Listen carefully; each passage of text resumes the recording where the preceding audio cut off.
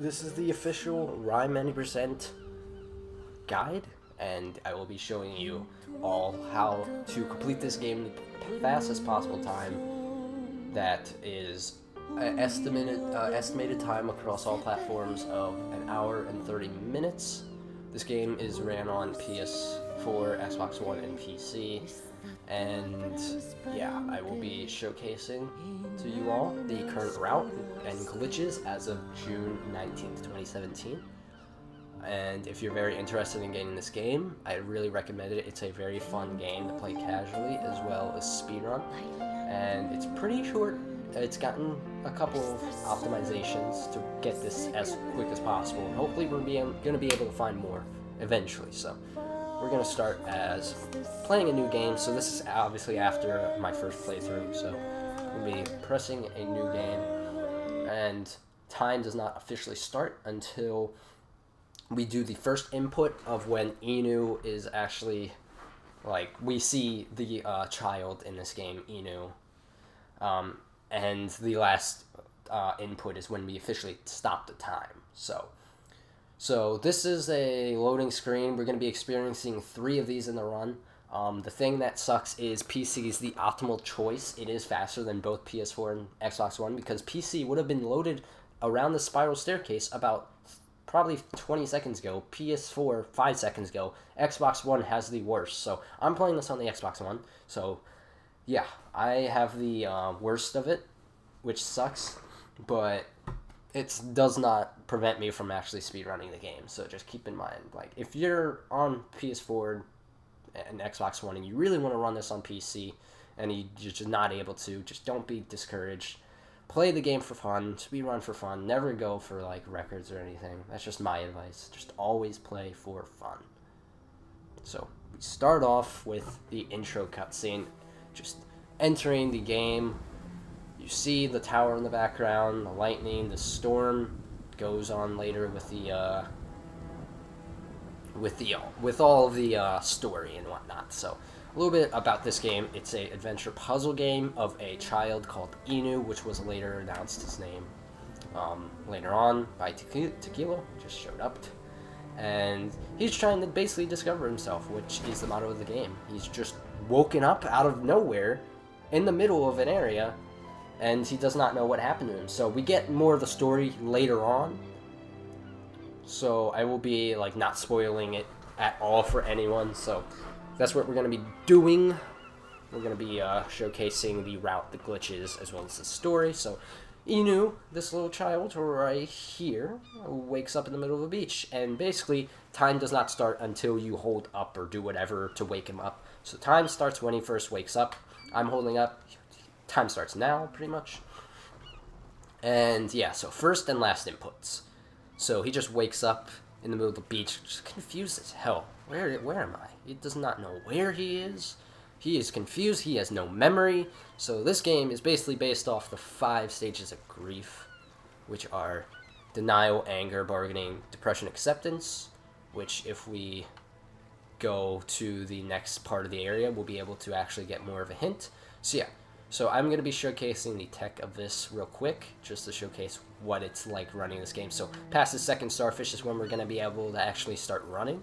So this is the tech of the game. So there is a running, and then if you move slowly, walking, obviously, we don't want to walk, we want to run pretty much. And then there's jumping, and then there's rolling. So basically, the way how we're going to be doing this game is we're going to be jumping, yeah. It literally saves about 3 minutes from the entire run, but 3 minutes is quite a lot with how close the times have been getting to recently. So rolling is, I think it's just barely, slightly faster than running. So we actually use rolling to climb on really steep hills. And we use jumping as well up sort of narrow, not narrow, but like not so steep hills like this rock pretty much. So yeah, the main tech you want to be doing is jumping, which is A, or whatever the A button on PS4 and PC is. And so now we're going to just continue on. And we continue on to this little area right over here. And we just move right from these rocks. And then from this area, we want to just start spamming A to where he's jumping, skip this little rock, climb this one, and then we're going to want to jump 4 times. And there's also vertical jumps, which if you're running up a steep hill, if you do a vertical jump, which I will showcase right now, or like that, we're jumping on a like against an item or close to an item, or not item, object, my bad. We're going to do a vertical jump, which is not what we want to prevent. We want to prevent the most amount of vertical jumps we possibly can. Like, that is the reason why we'll be losing a lot of time. So prevent from doing vertical jumps. Just know, like, when you're supposed to not to. Like, this is of clear evidence. Clear view of not supposed to do vertical jumps. You're supposed to do rolls here, which slightly, I feel like, speed it up. Maybe not, but yeah. As you see the tower, this is the cutscene that introduces, you know, Inu to the world of RiME. He notices the big tower. He's like, I gotta get to that tower. So yeah. So those were the texts, and this game is based off the 5 stages of grief, which we'll be experiencing later on. So obviously this is denial. This is the first stage. So this first part, if you notice from any intros or, you know, reviews or previews of the game, we get a little companion by a name, not a name, but the fox companion. So what we got to do is like get to these 4 glowing beam fox statues. We got to call on them by pressing Y, and it unlocks this. They all show down there that they're glowing, and then we can unlock the fox. But we're actually going to be doing a glitch that a good guy named Looney found, where we go out of bounds, plus a glitch that I found. So it's a Looney and me combo, kind of. We both kind of came up together with this to actually skip multiple areas, because the route from when he first found the out of bounds, it actually just only saved a couple of less than a minute. It actually ended up getting us past this area by the fox, so right before we befriend the fox. So from this stone path, we just want to be moving straight to the out of bounds area. So this actually saves 5 minutes from the actual run, the out of bounds plus the glitch that I found. So I'm going to be going in depth into it. So we're going to be passing, you know, passing the fox statues, and we're going to be jumping up and rolling up this hill. I have my own route to where I like do not so many vertical jumps. Sadly, I did 4 there. That kind of sucks, but we're going to get past these trees in that area, go in this area right underneath this huge arc area thingy over there. We're going to be wanting to get towards these rocks, and I'm going to be showcasing the mistakes of getting out of bounds that could happen. So yeah, so basically this game has fall damage, and if you're falling too quick, then you will black screen completely, and it basically indicates you died. So there's a way to reset it called damage reset, which we use to get out of bounds on the first and second stage. So what we do is we have to find invisible ledges to where we're actually going to be able to stand on like thin air, and then we're going to be jumping onto these rocks. So basically where that is, it's right above Inu's head right here. There's a thin area of nothing, basically, where we can just spam A, and we can literally just, I don't know why, we can literally just jump on it, and we spam A, and we jump, and then we jump back onto the rock. So how I like to set this up is I like to set this up around relatively right here, having Inu facing towards the corner right over here. And then right before I roll, because you're going to want to roll on it just for it to be quicker. You can jump on it. Rolling is quicker, because jumping, you jump in the air. Rolling, you just go straight down. I move left just to get a good indication of where it is, because you want to be facing the rocks, basically. You want to be facing into the rock with Inu. So I'm going to be showcasing it right now, and if I miss it, that will be good, because I want to showcase the possible mistakes that could happen. So let's just do it right now. Oh yeah, that's another thing. If you get really close to a ledge, that will happen, where he actually will notice he's about to fall off a ledge, so that's very useful and later on in this game. But we want to prevent it by just rolling completely, so I'm about to be showcasing that. Move left, and right there, I went too much to the right, so I was supposed to move inside more, so that was the mistake. That time was the same thing, a bit too much to the right, so I'm going to be moving myself over a bit more to the right. So just practice takes perfect. Just just memorize what I said about the setup and whatnot. There's an invisible clip. The only reason I'm going to say why I'm not getting this every try now is because I haven't done any percent in 2 weeks. I've reached my maximum time of 1 hour, 25 minutes, and 5 seconds for the Xbox One. And I literally have 30 seconds of time save left for this game, so yeah, that's my only excuse why I'm not getting this first try, so. Okay, that's another mistake. You don't want to straight up just fall off. You want to either jump or roll onto it. Rolling is the best option. So that was too much to the left. So it's pretty thin and hard to say where it is exactly. You just gotta really practice it. But yeah, once you practice it, you'll be able to get it every time. I'm just not used to it right now because I've not done any percent in ages. Also, I feel like it's a day and night thing because this game does have day and night cycles, as you can tell. I feel like it's a day and night thing for whatever reason. But yeah, so we complete this entire stage in like 18 minutes basically with this glitch, thanks to the glitch that I found and this out of bounds thanks to Looney. So yeah, I'm really not doing anything wrong, it's just the game. I really just sometimes don't get this first try anymore. I guess I'm rusty at it now, but I'm glad I'm showing you all the mistakes because I don't want you guys to be like, why isn't this working? So just make sure whenever you like first practice it, it's not going to work every time. Just make sure you're rolling or jumping onto this ledge. It's not going to work first try every time. But yeah, that was way too out.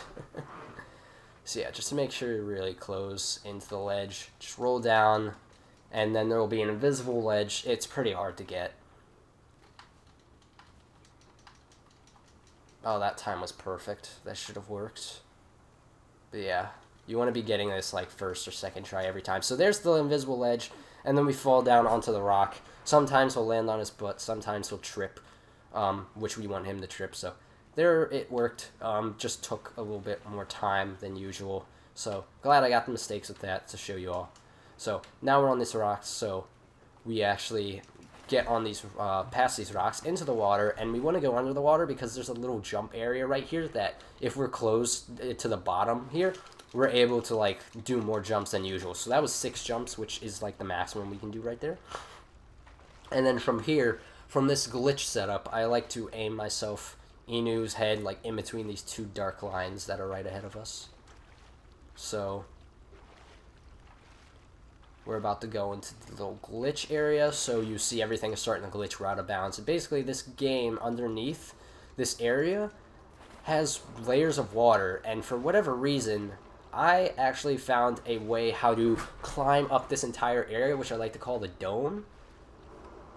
And I was able to clip up to the top using the layers of water and this little glitch to reach the top layer, and we're able to clip out back inbounds. And what we used to been able to do, we used to be able to clip out of bounds and clip up back here, which would be right after the fox stage, or the fox statues. But that would only save about a minute. This saves about 5. So what we're going to want to do is, like I said, have the setup basically right where I said. Have Inu's head pretty much below this flat part of the rock right above. And basically, just keep holding A. And we're going to be doing a glitch that I found and called thin air clipping, where we're going to be in thin air like this, like right there as you saw, right here, thin air clipping, where we're going to be completely in thin air, and we're going to be actually doing a little glitch where it clips us completely upwards. So this is how you set it up, and then from right here you hold A, and then you can just keep tapping forward to make it go faster. You just keep moving forward, and there we go. And now we're up top here. And you just want to keep moving upwards up to that staircase right there, but I want to showcase the mistakes that could happen, so I'm going to jump out here. So I call this area the dome. You can get on the top of it just like I did, and you can just easily get back up to this staircase, underneath this staircase right here, by simply just moving forward, because there's a pocket of water. So the mistakes that you could do are move to the right by accident like that. As you see, there is no possible way to swim all the way back up. There's no swimmable water in between these layers. So the only way possible to get back up is doing the glitch that I showcased, which is simply just go back to the top right here. and just glitch upwards, and then aim your camera to the right, to the top, and that's how you do it. Alright, and then the way to clip out is basically there is some land sticking out for whatever reason. What you want to be doing, sorry, there's a huge thunderstorm outside right now. What you want to be doing is you want to actually, let me just go on top of the dome real quick. You want to be in the top right or the inside of the land, and you want to just keep holding A and just keep moving your left analog stick. You want to just keep moving it and you will clip completely out. So this glitch was completely found by me, and you just want to move inside the land or in the top right corner, and you want to just completely move the left analog stick and you're completely clipped out. So from here, you're in the tree area right past the doors and the fox statues. Basically, what you do here, if you were doing a casual play, you would press Y on these statues and you would keep running around until you get the waterfalls, all three of them that happen, but sadly you can't. So what we have to do is we actually have to get 2 keys to unlock that statue to continue on to the staircase to get to the Tower of Grief right here. But sadly, there's a key over there, and then there's the Tower of Creation, or the Creation Tower as I like to call it, where we have to create a key over there, and then the Tower of Life, or the Life Tower, to give life to these trees, to give life to the, waterfall, to be able to, get the key. So basically, starting from the glitch that we got back inbounds from, we actually do the Creation Tower first because it's closest to us. So we go straight up these stairs, and yeah, so we go straight up these stairs, and yeah, we just keep going forward. And this is our first experience with a mob, a boar, and these boars on denial are able to break the thorns and vines. So basically, we're supposed to be grabbing a fruit here, or papaya, or whatever the hell it is, indicate the piggy, the little big boar, and then just chuck it with X or whatever your the left button is, and the pig will completely just destroy the thorns. And this is the first encounter with the jade statue. So basically, jade statues are something you're supposed to be calling on to like continue on, because you see this door's blocked, you can't do anything. You gotta press Y on the statue and it'll completely unlock it. Then we could just continue on, and we just go to this next part, and we actually press X to grab this orb. We call these orbs because they're glowing spheres. I mean, orbs, come on. And then every time there's a pedestal, we're gonna need to place an orb on it. Like, that's what we're gonna have to do. And then your next thing that you're gonna think to do is grab the orb and then just easily walk across. But sadly, no. It just completely prevents you from walking across with the orb because there's no tech to jump with, or there's no tech to jump or roll with the orb in your hand, sadly. So we're gonna have to, pick it back up, place it back on the pedestal, and what we're actually gonna have to do, there is a tech of throwing. So we're gonna grab it back and we're gonna throw it across, and there's a RNG manipulation of where he can throw it to as far as he possibly can, but it's pretty rare to get that, so no needs to worry about that. Just go to the edge, then throw it over, and then just jump on this block over here because you don't really want to climb up it, so that will save some time. Go get the orb, place it back on the pedestal, and then wait for the invisible wall here to end, and then just turn right and then climb these stairs. Oh, that was a mistake. Oh, okay, so if you that's another thing. If you start messing up your movement with stairs and whatnot by accident, there's some stuff like this that will happen where you can actually climb back up. So you're supposed to not jump back down there. You're supposed to jump up these, and bada bing, bada boom, look who it is. It's a little foxy. We completely skipped the statues and we just got the fox. So climb up those stairs. So this is the next part of the Creation Tower, which is the last puzzle. So what we want to do from here just might be a bit tricky, so just stay with me, because there's a bit much of this. So what you want to do is go to the top right here, grab this orb, and this been optimized to where I will show real quick. People have been throwing the orbs at the wall to land in that box area, because we're gonna need that. We're gonna need the orb right here to be in that area, because we need to climb over with the orb, but we can't because there's no tech to jump. So people would always throw the orb at the wall just around this area, I'd say, just like this. Sometimes it works, and as you see, sometimes it doesn't. So I'm going to showcase how it actually works. So here we go. And so what we're going to want to do is I actually optimize this. This has been under our nose for like a couple of days after we started running this. We literally just aim towards the box and just chuck it. Just aim, and it just stays there. It just stays there. Alright, so actually when I recorded this entire guide already, but sadly my Elgato like overwrit the first part of this, so I just redid this entire thing. So I'm going to be cutting through to the rest of the completed guide. So this is where it last stayed off. So there's going to be a change in the daytime, so it's probably going to be night. So yeet, I'm going to cut right now. We throw the orb there, and then what you're going to want to do is actually you're going to want to roll down here right in front of this orb, and then go to the right pedestal, and it will start moving up with the orb.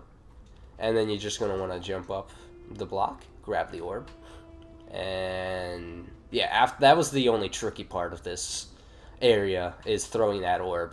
It could go wrong, but if you get your practice correct with where you're supposed to throw it, then you'll be able to get it like every time. And then right in this little circle area, you're just going to want to do that.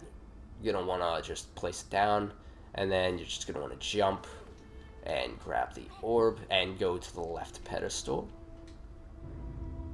And then start moving back. And as you saw, the little circle surrounding the pedestal dropped, because it was too high for us to actually jump with because we can't jump. There's no tech for us to jump with the orb in our hand. So we're going to place it in the pedestal, and then that puts down that layer of column right there, as you saw, to be able for us to climb up it. But the door's still locked, and the way to do that is obviously we're going to want to roll this down, and we're going to roll down, and if you're lucky, you're going to be able to basically trip. We call the second stage of here, I will show you real quick. We like to call this, if you're falling from a height and it's not a height where you're gonna land on Inu's butt, basically it's called a trip. That's at least what I like to call it. Right here, that's called the trip. And if you land at a higher height, which I will showcase right after we get this key, we're gonna land on our butt. So that's not what we want to do. We want to do that the least amount of times. Same with vertical jumping. So after we put down this orb, we're gonna want to roll right into the orb, and if you're lucky, get the angle right, you're gonna land right next to the orb, or even on it, and you can spam X while you're in the trip animation, which is possible. Hard to do. I've gotten it in a couple times. So basically, grab the orb there. You're just gonna want to put it in the middle, and that unlocks the door completely.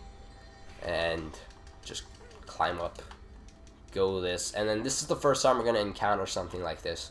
So this is a little creation pedestal to where we're going to be creating a lot of things such as doors, keys, entranceways, and whatnot. So we're going to be creating this key because we need 2 keys to get past this whole entire area. So you're going to want to press X on it, and if you can see, the entrance of this tower, the creation tower, is a key, and there's a little puzzle with this to where we align this this kind of clayed up, stoned looking key.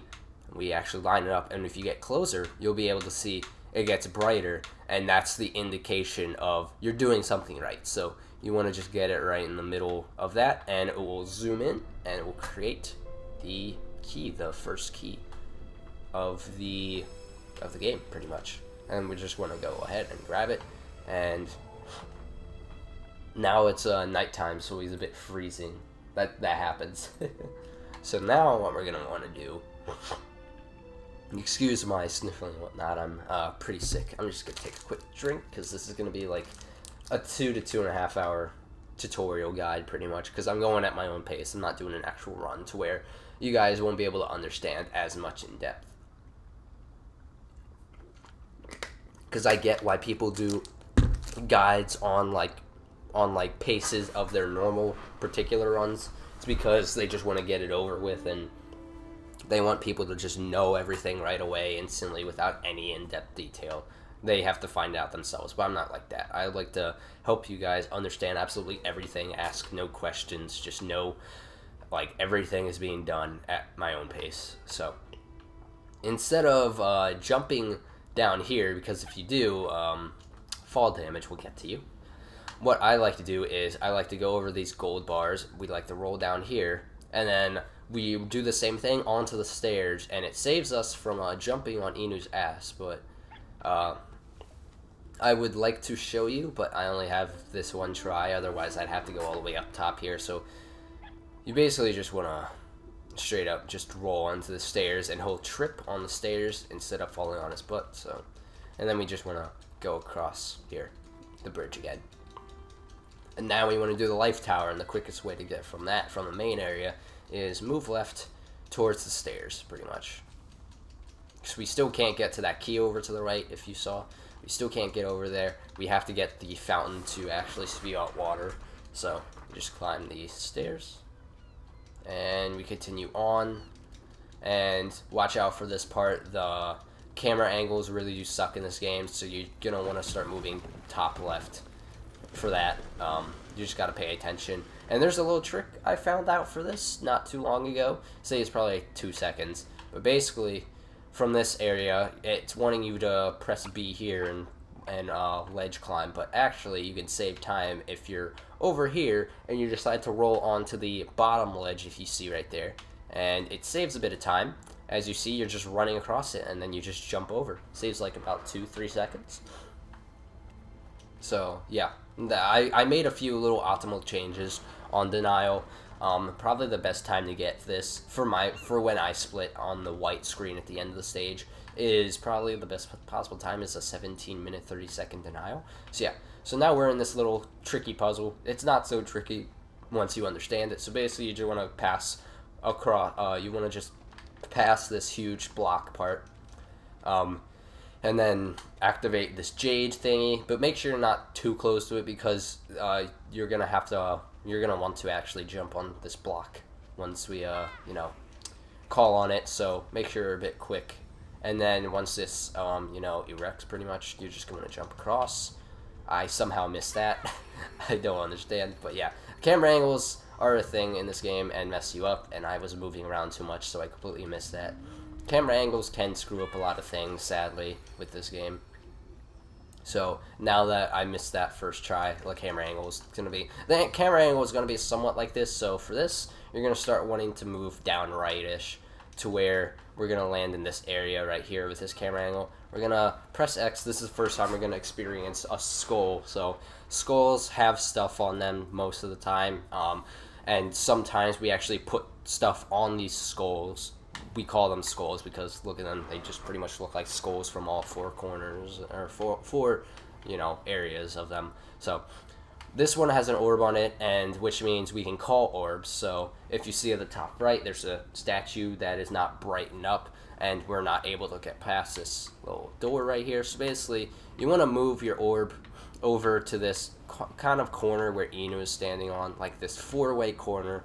But the fastest way to do it is to press Y early. So you have so for it to activate, if you press Y earlier than normally, then you'll be able to get it, because this isn't like press it right away, as I will press right here.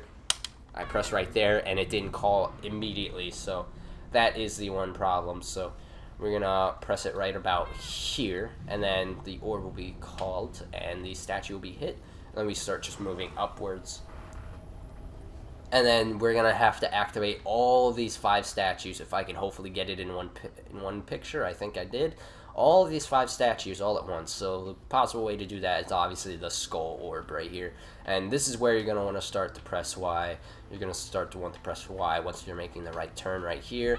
And then you're going to want to place it down on its little pedestal right there and climb up this area. And all 5 statues will happen, and it will unlock the door. And then there's this column that we climb that we have to get to the very, very top. So we're gonna climb up, because like I said before, the gold bars on item or on objects indicate you're gonna want to jump them. So this one you jump 4 times, and then you look backwards. You didn't smash the eggs, that's good. You can smash the eggs if you want. So you move backwards, you grab this skull. This one's a bit more tricky, it pretty much sucks. you want to move your skull all the way to the ledge right here to where it can't move anymore, and then just wait until it calls, and then move it backwards. And then we're going to be using a trick later on right after we complete this tower, so leave the orb right here like that, and then just jump up, press Y, call on all of them.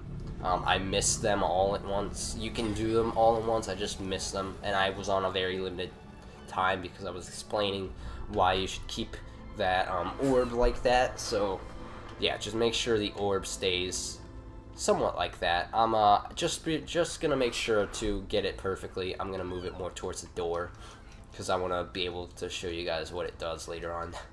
It's a pretty cool time save. So yeah, same thing as before. Gold bars, jump up them. You jump up 3 times. Then you move camera right, and then you're able to jump here. And then we gotta move backwards on this indicating sand, and then we just move into this corner, and then you just move across 3 times or something like that. And vines, you're able to jump, so jump and climb. So we climb that, and then we're on the top of the life tower. So what we want to do is we want to get up to that little pedestal up there, not pedestal, but area. So we gotta get up this little part of the tower. We face the indicating sand again, and we just climb, and we just shimmy and climb pretty much till we reach the actual top. And then for this, you just want to jump 3 times pretty much, and right here is where you're gonna want to press Y or whatever and call on the orb, because now they're all aligned like the stars. So you're able to call on them, and basically what that last orb does, calls on the 3 statues, and it's able to create the fountain that we needed to get across to get the second key. So there you go, that's the fountain right there. And it's creating life to the trees. Kind of like a maple tree, in my opinion, a white maple tree. So yeah, so that's what we needed. And then it also, for whatever reason, is very delayed and calls these 2 later on. And makes us a bridge. And now from here, we're going to be moving bottom left. We're going to be rolling so we don't land on our butt. So keep in mind, whenever I do rolls, you should do rolls. So the fox disappears. Just an indication. The fox is a guide for where it wants us to go. So yeah, so the reason why we have the orb right there is this reason. Bada bing, bada boom. Jump onto the orb and then keep spamming A, and then you jump off of it, and it just prevents Inu from landing on his butt. Saves like 3 seconds. Pretty cool. And then you just keep going to where I'm like where the route is exactly with Inu, and you basically just are able to swim across this, and we're able to grab this key right here, and then you want to turn back, and then you just want to keep spamming A. And now we have both keys, so now we can go over to mystery guy over here as well as our little fox companion, and we are going to unlock this next area of denial. This may seem long, but just wait until we get to the next couple stages. They are, oh boy, I am so glad for this next glitch at this next stage. This glitch on the next stage literally saves 25 minutes from the run, completely skips the entire stage. So yeah, we activated the little sphinx to create a staircase, and now we go up it, and here's the first kind of part of story, other than the red guy, the red cloak guy showing up.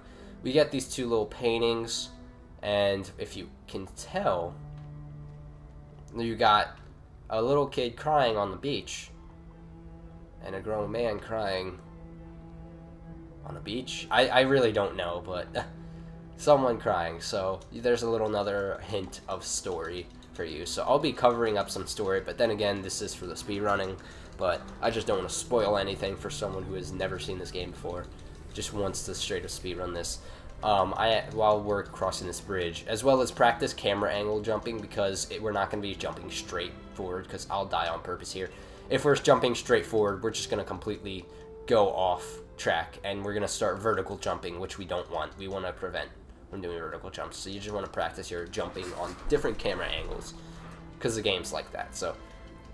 So yeah, I've been interested in speedrunning this game, as well as playing it casually a lot, since the January trailer, so I'm not new to this. I've been really wanting to learn this and play this game a lot. So yeah, press Y on the statue, pretty much, and then unlocks this door, and then start moving a bit top right, because you can see right away this indicator, and we just start jumping up these stairs. And another little hint, actually I'll give you the hint at the end. It will be so much better to show you once we're going to the next stage, so I'll hold off on that. So just go up, little block here, and then we're going to want to go up this vine, go to the right, and now these jumps are a bit tricky, but top tip, like I said before, if you go too much forward, he'll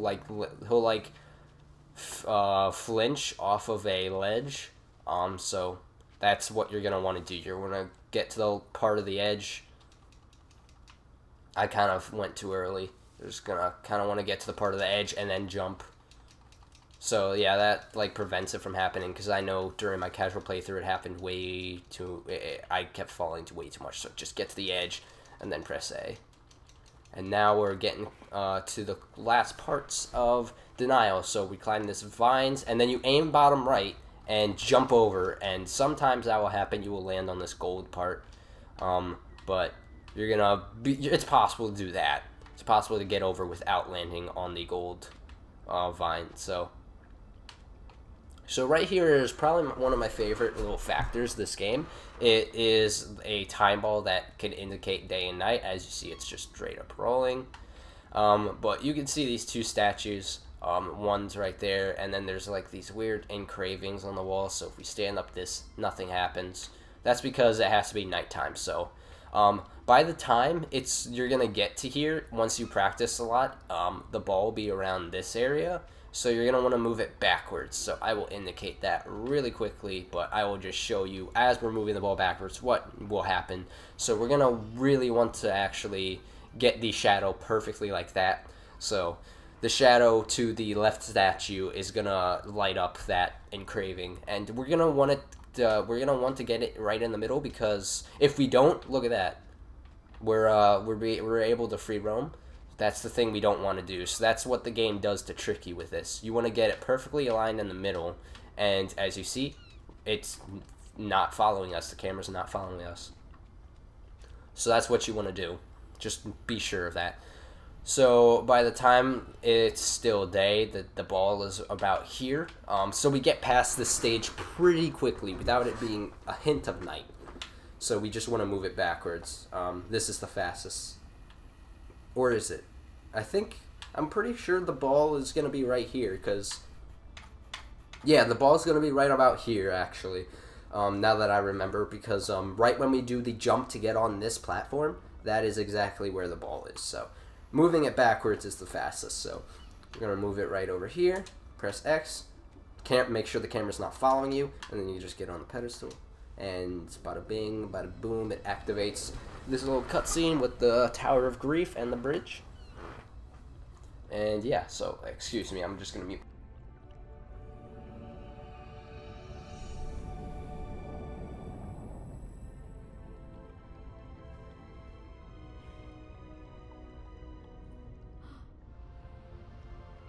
So yeah, so this cutscene basically just activates this bridge to get across to the tower.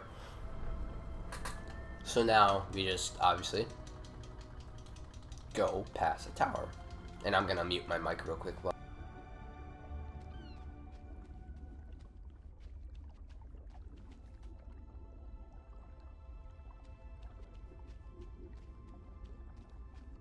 Okay, and you're still gonna wanna just jump. I was just doing something real quick.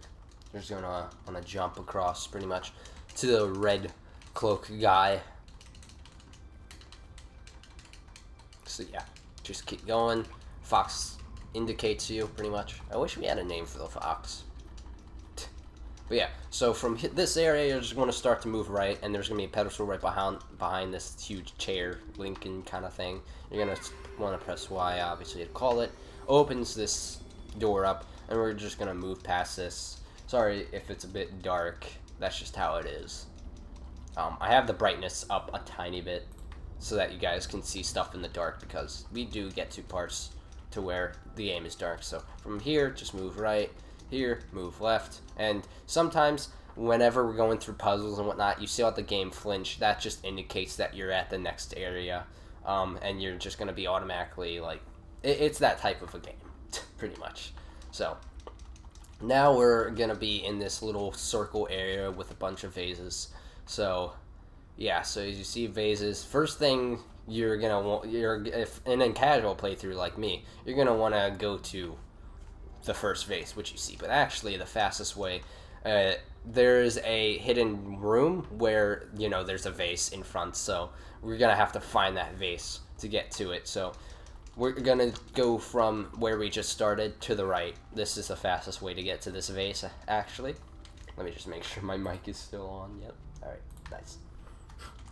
So we're going to want to pass all of these vases over here and just make sure you look at the environment when you're trying to remember where this vase is exactly. So I'd like to say make sure to look for this area. This sort of like, engravement in the rock pretty much. Just look for that. Also, as well as the wind will indicate you're supposed to go in here. So break the vase with calling it, and then we're just gonna drop down, and this leaves us to one of my favorite parts of this stage, called the labyrinth. And basically, this labyrinth wasn't really mapped out that well. I routed it. Probably saves a bit of time from what was routed before, but basically we're supposed to get towards the red cloak guy the fastest way we can, and this labyrinth is a bit tricky, but if you pay attention to my route, you'll be able to complete this in the fastest possible time, that is. So we're gonna move straight and go right here, jump across this area. It's pretty hard to explain what I'm doing as I'm doing it. I'm just showing you where you want to go exactly. So yeah, so we just move a bunch pretty much, and then we're able to jump on top of this block here. We're just gonna move down here and then just jump across all the stuff, jump up the stairs, and boom, fastest way possible.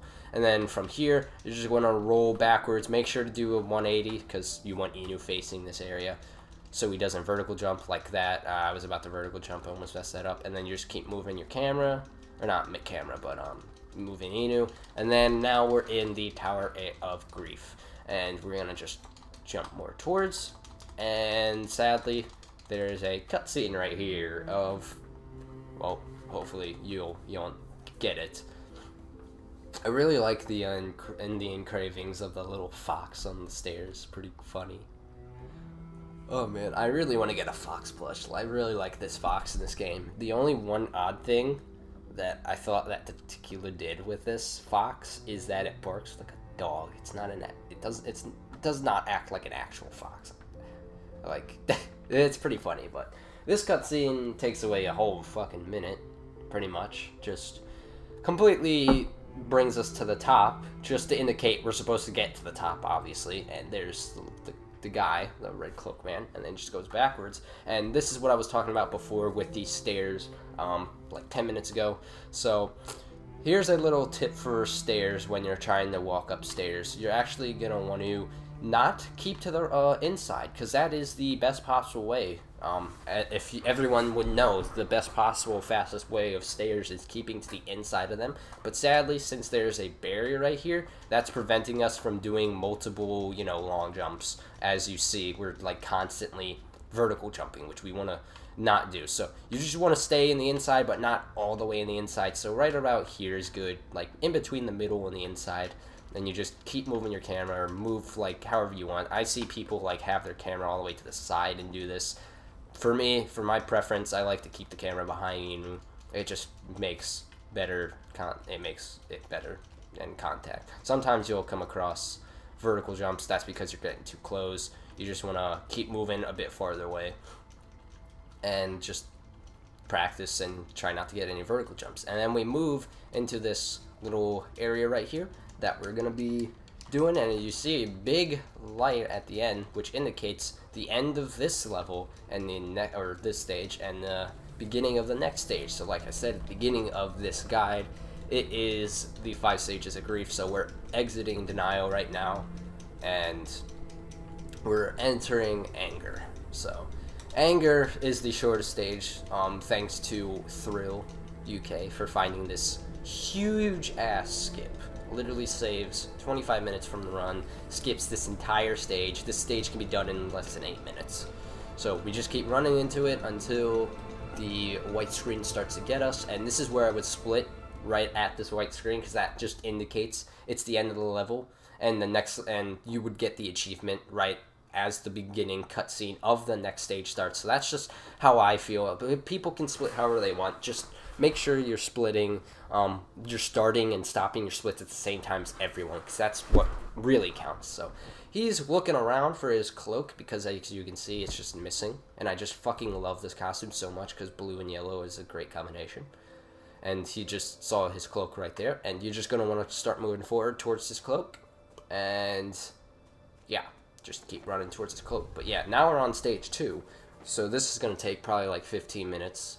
Normally it would take 8, but since I'm like guiding, obviously this is guide, I'm going to be showcasing this stuff and whatnot. So yeah, so we're going to be wanting to run up this ship right over here, and we're going to climb up this little part of the bow, and then we're going to be able to jump up and try to get the cloak. And then the cloak disappears into the thunderstorm, sadly. Poor Inu. And he's like, oh my god, thunderstorm. And then, yeah, that was the end of the anger cutscene, the intro of it. So now we're going to be waking up after this load time. So here's another example. Right about here is where PC would start loading the spiral, if you saw when we were first starting the guide. PS4 is like about 10 to 15 seconds later. Xbox One is about 10 to 15 seconds later than PS4, so PC is the optimal choice. So right about now is where PS4 would be starting to load in. So for me, that really sucks, because with my time, if I were on PC, I would have saved nearly a minute and a half. I would have had a mid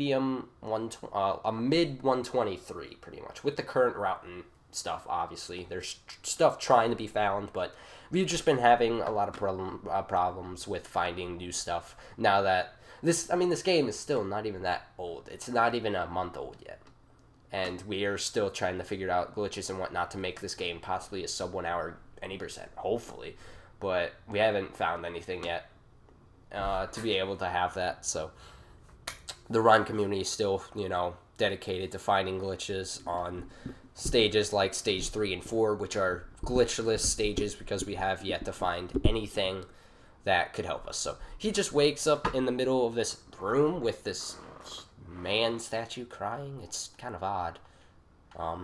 And, the fox down there indicating you. And we come across these new mobs in the game that I have to call. They're actually called shades. They, on some stages, they attack you for your memory, because you're starting to get your memory back. And every time they try to suck the memory out of Inu's head, he gets paler, and you just completely go black, and you black out. That's basically the point of it. So you just go past the shades. They don't really do anything there. And you just start moving right to where the fox is indicating. Just keep moving. And, yeah, this part's just easy. We're about to come up to the glitch in, like, 3 minutes. So yeah, so I'm going to try to be more in-depth with this one. I felt like I was pretty in-depth with the denial glitch. Hopefully I was. I know from my out of bounds tutorial that I did with that glitch was actually well, produced and commentated, because I got a lot of nice messages saying how good the commentary was, and it helped and everything. So I'm glad that worked out. So if you weren't understanding what to do exactly on the denial glitch, out of bounds end glitch, that is, just go into the speedrun.com/RiME forums and look for glitches, and just look for where it says my name on speedrun, which is just straight up tech, and just look for denial out of bounds to tree area. So from here you're just gonna move right, and we got another segment called Time Ball right here, and if you press X on it, you'll see the statues again, if you remember at the end, like about 20 minutes ago on denial. Quickest way is to move him forward, and indicates a cutscene's happening. You saw a little animal right there in the shadow. That statue breaks. Now we can't get back. I mean, we can, but this happens. So we have this bird. Doesn't have a name, just straight up dinosaur bird. He thinks it's his egg, or her, whatever the hell it is, and it just grabs it. And basically the entire stage is, you know, stopping these windmills to be able to get it, and because of us stopping the windmills to be able to get it, actually the thing is there's smoke, and the smoke causes an electric thunderstorm that shocks the bird. So we have to like get rid of all these 3 windmills, stop making them move, and then climb the tower, and then get the bird, and yeah. So anyways, with this glitch, we're at the glitch by the way now. From here, this is where we're going to be starting. We're going to want to move top left, and we're going to want to jump here. And thanks to Matthew Don't for this setup. At first I had a lot of trouble getting this glitch every time, but this glitch, with this setup, I've been getting this glitch literally like every try, if not second try. So we're going to be wanting to stand in this particular area, and you're going to be wanting to keep Inu forward, kind of straight at this little crack, if you can see. And like the denial out of bounds, it didn't work at first for me, because my only excuse is I have not done any percent in 2 weeks. I've been routing out other categories for this game. But yeah, we just move forward, and then right before we roll, we move left, like how I usually do.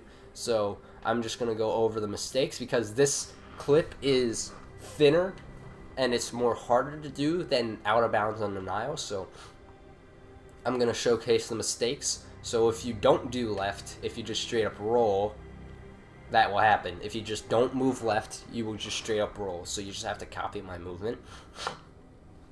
And basically, so before I do this actual glitch, we're going to be skipping this entire stage. We don't have to do all of these, because there's puzzles and whatnot to get to stop these windmills from moving, and smoke to come up upon them and shock the bird over there.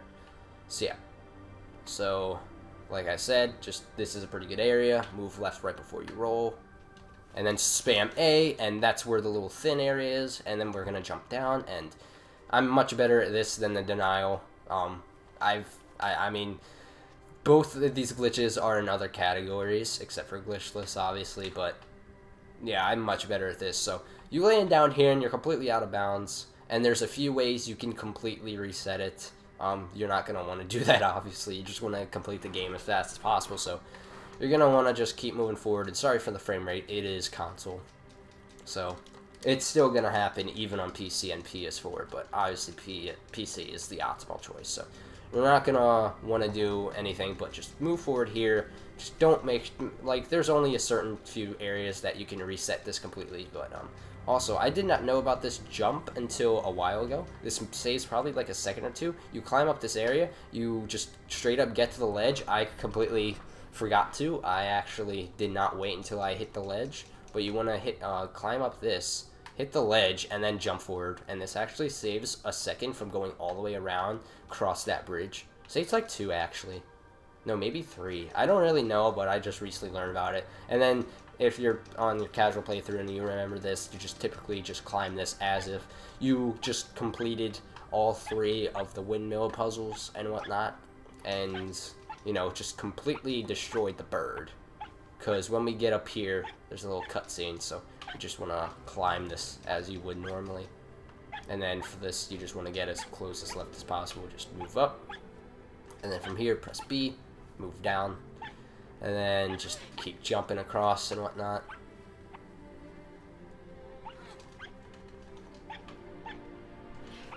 And then just move forward and then go up these vines, and it will activate this little cutscene of the bird dying, even though it is broad daylight out, because when we get through these 3 windmills, smoke comes out them and just blocks out the sky. It's completely dark.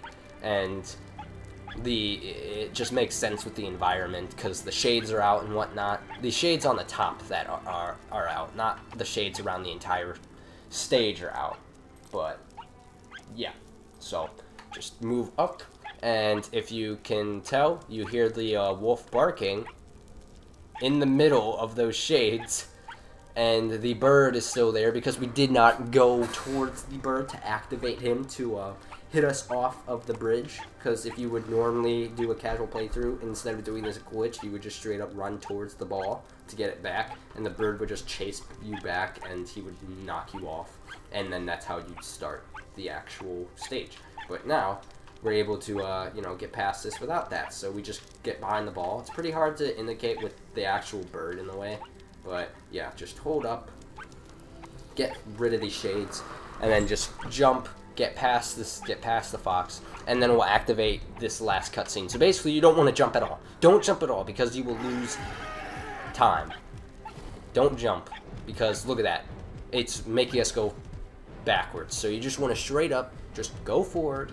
Don't jump, and you will get past this cutscene. And as you see, bird is just completely dead, and now he's dead.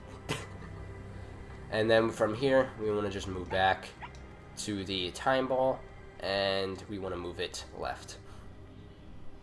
And you want to have it, oh, that was perfect. So basically, you want the fox to disappear right on top of the pedestal to know that you got it perfectly. So we just climb up, and it indicates that we're there, so it moves us, and that was anger. Just like that.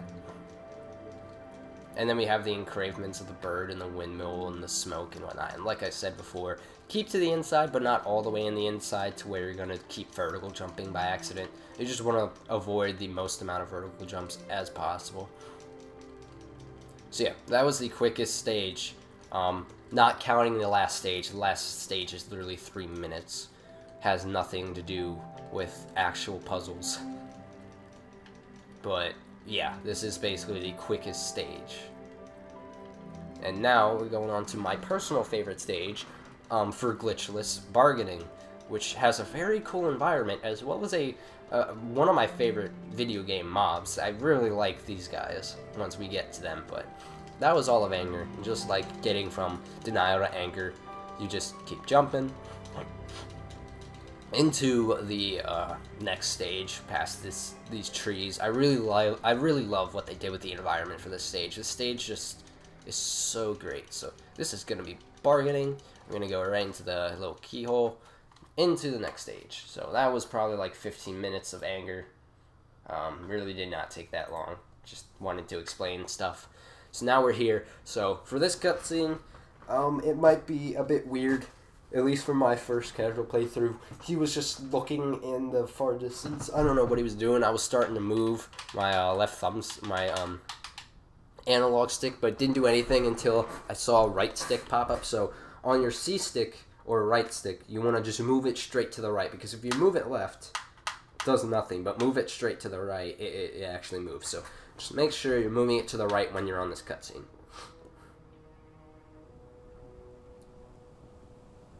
So yeah, and then he just notices a huge thunderstorm. He's starting to get his memory back, so he's starting to remember what's happening. He's starting to remember he was on this boat, and it was a really big thunderstorm, so you get where it's going, and he sees the red cloak man here. I wonder who that could be. So he's starting to get it, starting to actually get it now. So yeah, that's a bit more story. If you couldn't tell, when we were doing the anger cutscene where his red cloak, he lost it, that was him losing himself, I'd say.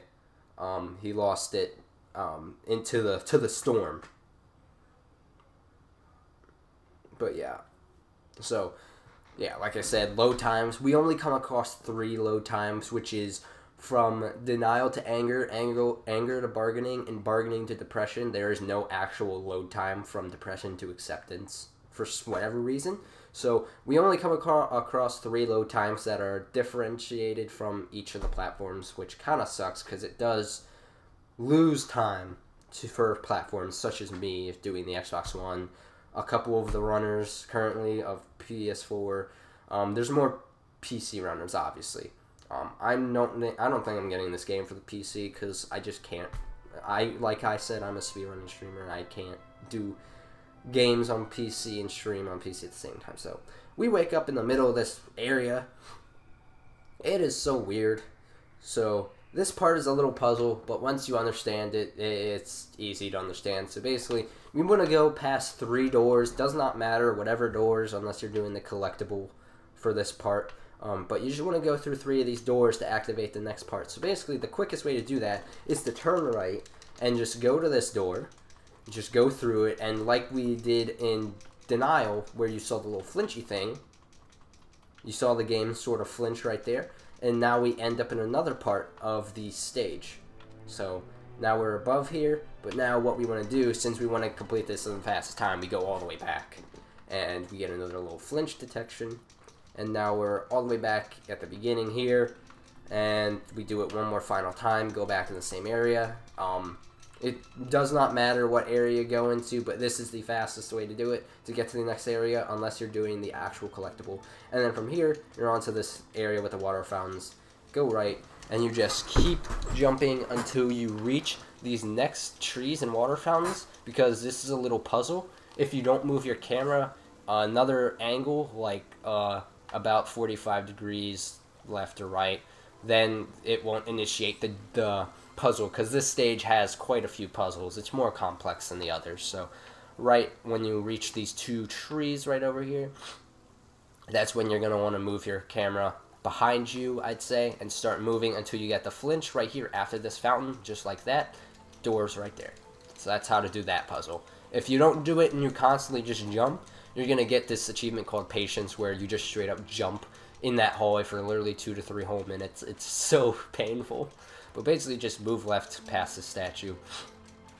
And this is where we actually start to, you know, get our swimming game on, other than Denial Out of Bounds. So for this, there is a little trick that we like to do where we cannonball instantly into water, to where we go in, underneath it right away without having to press A. So I'm going to just I'm just going to jump right into the water just to show you guys how much time this would lose if you don't get it. So if we just do this, we're not underwater. We have to spam B to get underwater. So that would save a bit of time. So in order to get it, it's hard. It's the hardest cannonball to do is this part. Is literally the first part. So you want to like press A and B immediately after.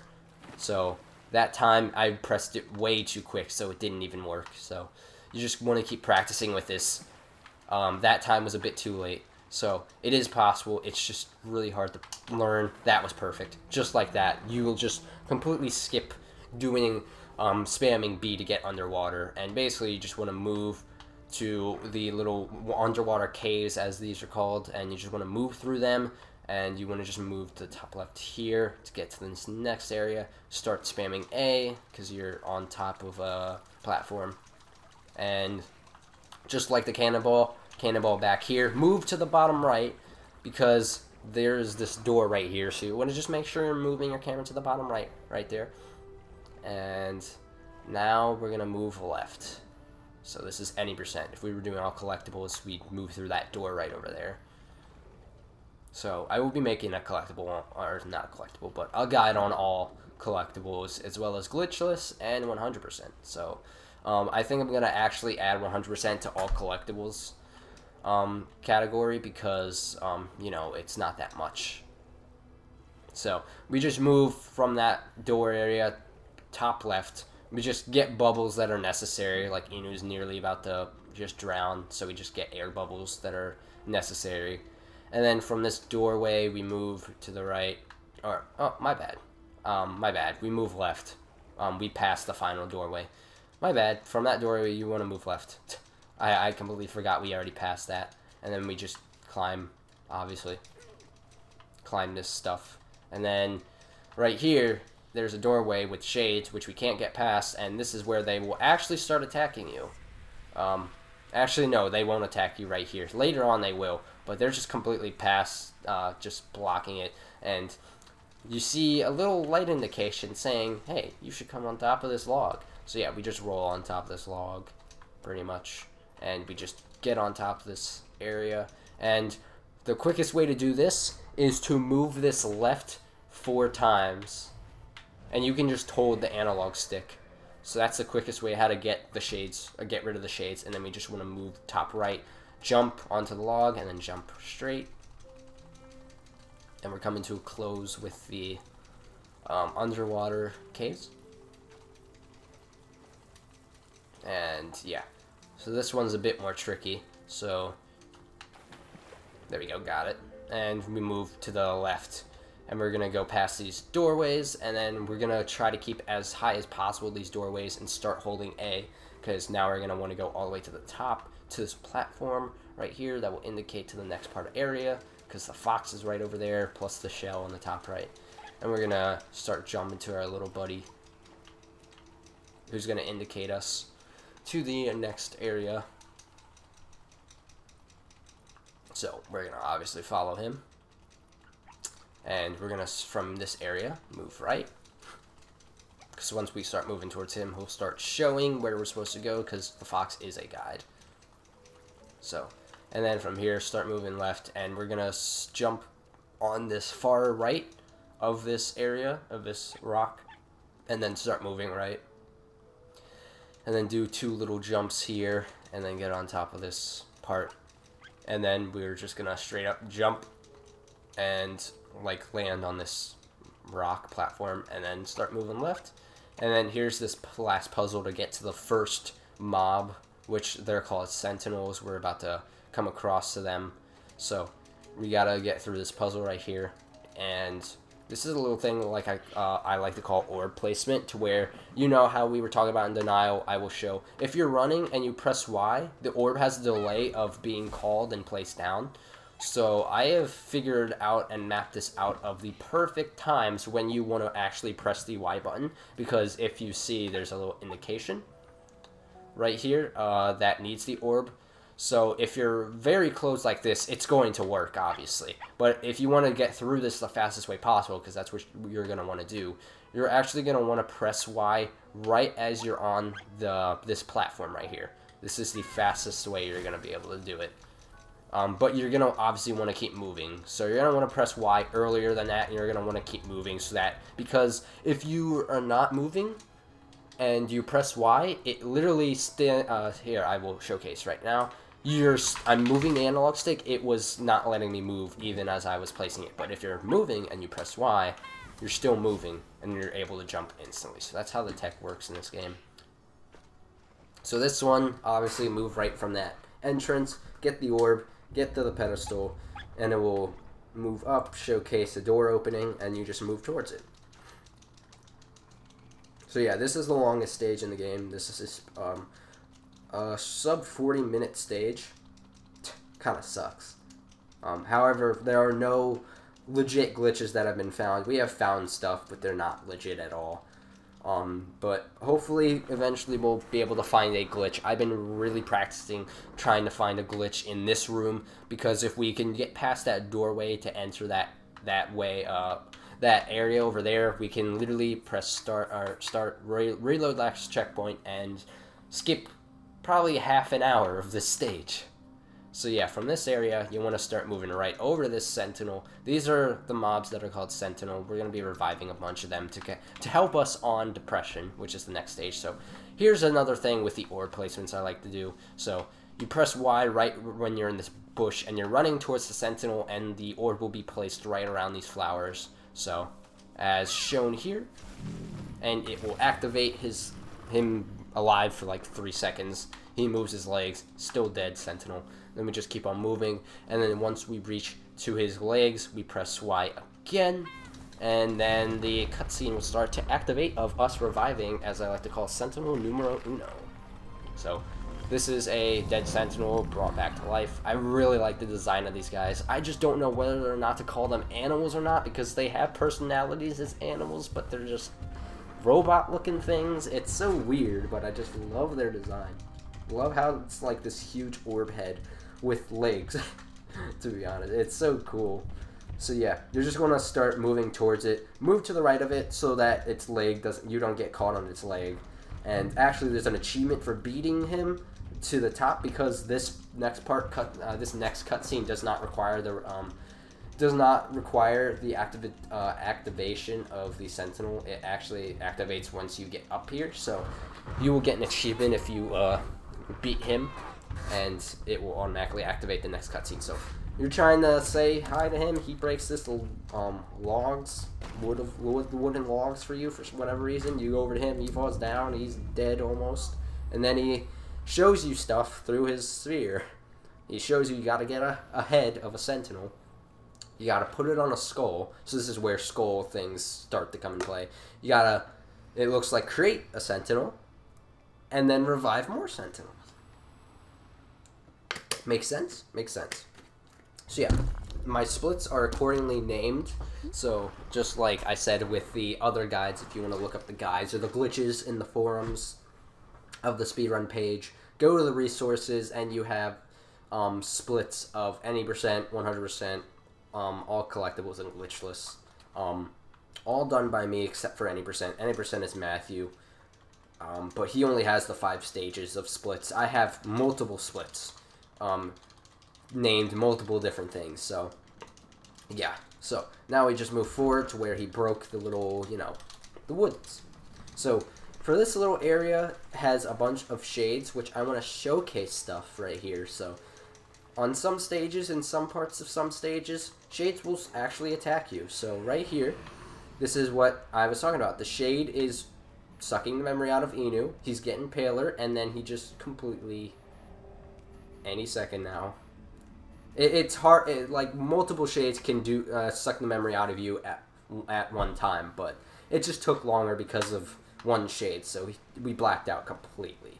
So from here, I actually developed a little route for this area, this particular area, because there's this one shade that attacks you for like 2 seconds that you can actually save some time from, because I completely learned how to dodge him. So it's not going to be this shade. You obviously just move to the left. It's this shade. So you're going to want to, from here, if we can get past this shade, is he start, oh yeah, he's still coming after us. So you're going to want to go run straight into the shade, and then once he starts to actually look at you, you're going to want to start moving top right, and bada bing, bada boom, just completely dodge him. Saves 2 seconds, because that shade usually gets you. And then you just want to obviously move to the orbs, because these shades are blocking the doorway.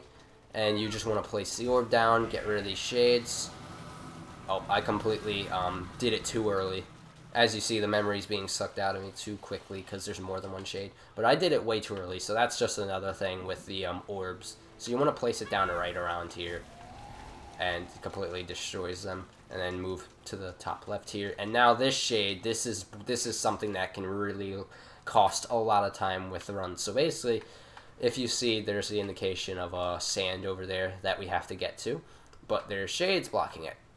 And yeah, so there's an orb here, there's a shade blocking it. This is where we can lose time, because if we can, it's possible we grab the orb, but we don't have enough time to call on it before the shade starts to eat our memory. So we want to actually run towards the shade, and then we want to do a full straight up circle around it. Make sure you don't run into the pedestal for the orb. Make sure you're spamming Y so it does that, and then you grab the orb again and you just get rid of that shade. That shade is pretty tricky. Once you get the hang of it, you'll understand. So yeah, orb, and then just completely destroys the shades. And we go over to this area, and I honestly think this is the quickest way to get past this shade. Instead, you can just do a little circle around him, which there's actually a given area route right over here. But honestly, I think this is faster. If you just run straight into him and get 2 jumps off, and then just you're able to jump. I feel like this is a second faster. But from here, you take a left to these crystals, pretty much. You don't do the orb until after, like later on, which we will get to. You jump to the sand, pretty much. And then you want to jump down. And there's all these shades looking at you that you just completely pass, and then they notice, and they're like, fuck. But yeah, we don't do anything with the shades until later on. But basically, you want to just go to the left here and then climb these stairs, because this has nothing to do with climbing upwards. We actually use this later on to get down, but we don't climb up it. As well as there's a strange statue right to the left of that area. But yeah, we don't do that in any percent. So we just climb the stage, or not stage, but the stairs. We just head straight. Sometimes those stairs will screw you over. Multiple vertical jumps will happen, but I've gotten through those stairs many times without a single vertical jump, so I take the risk. Doesn't lose time that much. But yeah, you can see the little fox indicating us of where to go. So we're going to head straight into this set of doors, and you can either go left or right, either one, personal preference. I chose right. So yeah, you just go up the stairs, and then you go to over here, and then you just get past the fox, climb this, and then go to the right, more indication, and then try to be as left as possible, so you just instantly shoot for the next thing. And then from here, from this area, you're going to want to straight up, alright, so for these puzzles aren't as very complicated, but these ones you're going to really want to pay attention to. So you're going to start from this area, you're going to move straight to the left, head to this pedestal, call on it, make sure the camera is facing it. That's the only way you're going to be able to call on it. If it's not facing it, you're going to hum, and it's just not going to work. So from here, there's a little mind game of, if you know these little symbols of shadows right over here, and then you got the pedestal right there, and basically for this to work, you're going to want to get to the middle of this area here, so you're able to call it, because if you call it from here, you can't, it's too far away. So you literally just get to the middle here, call on it, and it opens up this door. Oh my god, that was nearly perfect. Wow. And then here's the key. We use this key to unlock a little area that's right after this, literally. And then we just continue on, just go left here. And fun fact, right across from here is a shade, a white shade, that has something to do with the ending cutscene of the game. So that's going to be in 100%, but not this. So we do the same thing, call on it, opens up this door, opens up this staircase, and you just spam A to get on top of it, easy. And then from this, you want to turn it right. So you want to just hold right with the left stick, and it only takes 2 turns. Unlocks this area because there were shades that were blocking it, and the sunlight kills the shades, obviously. So the shades are kind of like second-party vampires. And it unlocks this tree area. And yeah, so I actually routed out this part right here. So normally in a casual playthrough, you wouldn't really take the risk to jump down, because it's not possible, because I will show you right now. We black screen, fall damage completely. Usually people would go all the way over back into that elevator, because that elevator is still open, as you can see. And then down that elevator, and then behind us is where the tree is. But I actually routed this out, and this is a little tech thing. So basically, if you jump or roll, you're gonna die quicker because of you're moving the left stick. But actually, if you don't hold left stick while you're rolling or jumping, you're gonna die less quicker, because for whatever reason, that's just how it works. So all right, I'm gonna demonstrate it here. So if I'm gonna roll, but I'm gonna keep holding forward with left stick, and it's just not gonna work. As you see, it just completely blacked us out. So I'm going to do the exact same thing, but I'm not going to hold the left stick. I'm going to literally tap it just to roll forward and just not touch it. So, as shown. Okay, actually, I've done it by accident too much straight. You actually want to do it going more towards this area. So, I will showcase doing it like this. And we just don't touch it at all, and bada bing, bada boom. We are on the ground. Did not die of fall damage. Just make sure you're not holding left stick.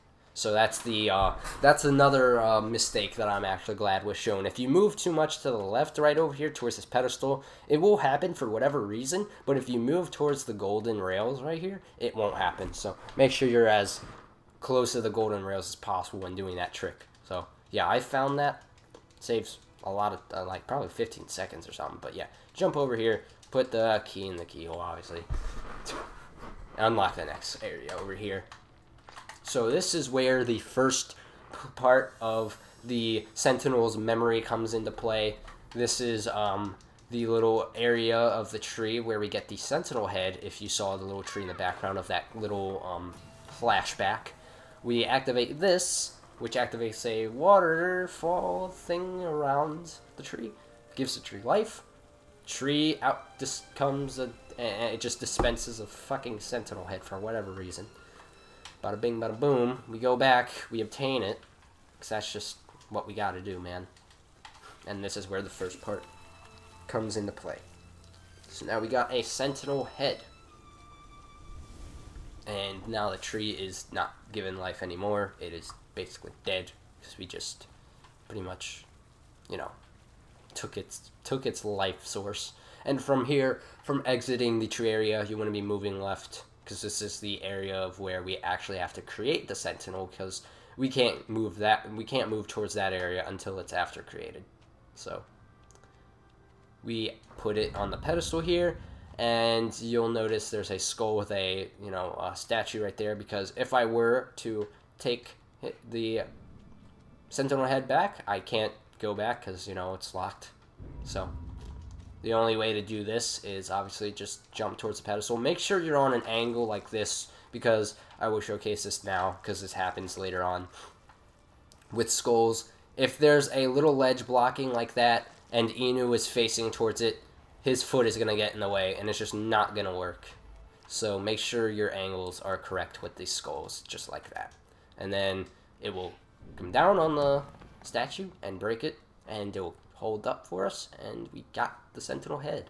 And then another part, yeah, so since there's no boars or warthogs or any sort of animals like that that can break thorns like that, we have to find another optimal way, which is obviously the sentinel. So we just got to create them first. So we just get them, whatever pedestal comes in our way, we throw the head on, pretty much. That's just how it is. And we just move along into the next area, and we go straight for that pedestal, pretty much.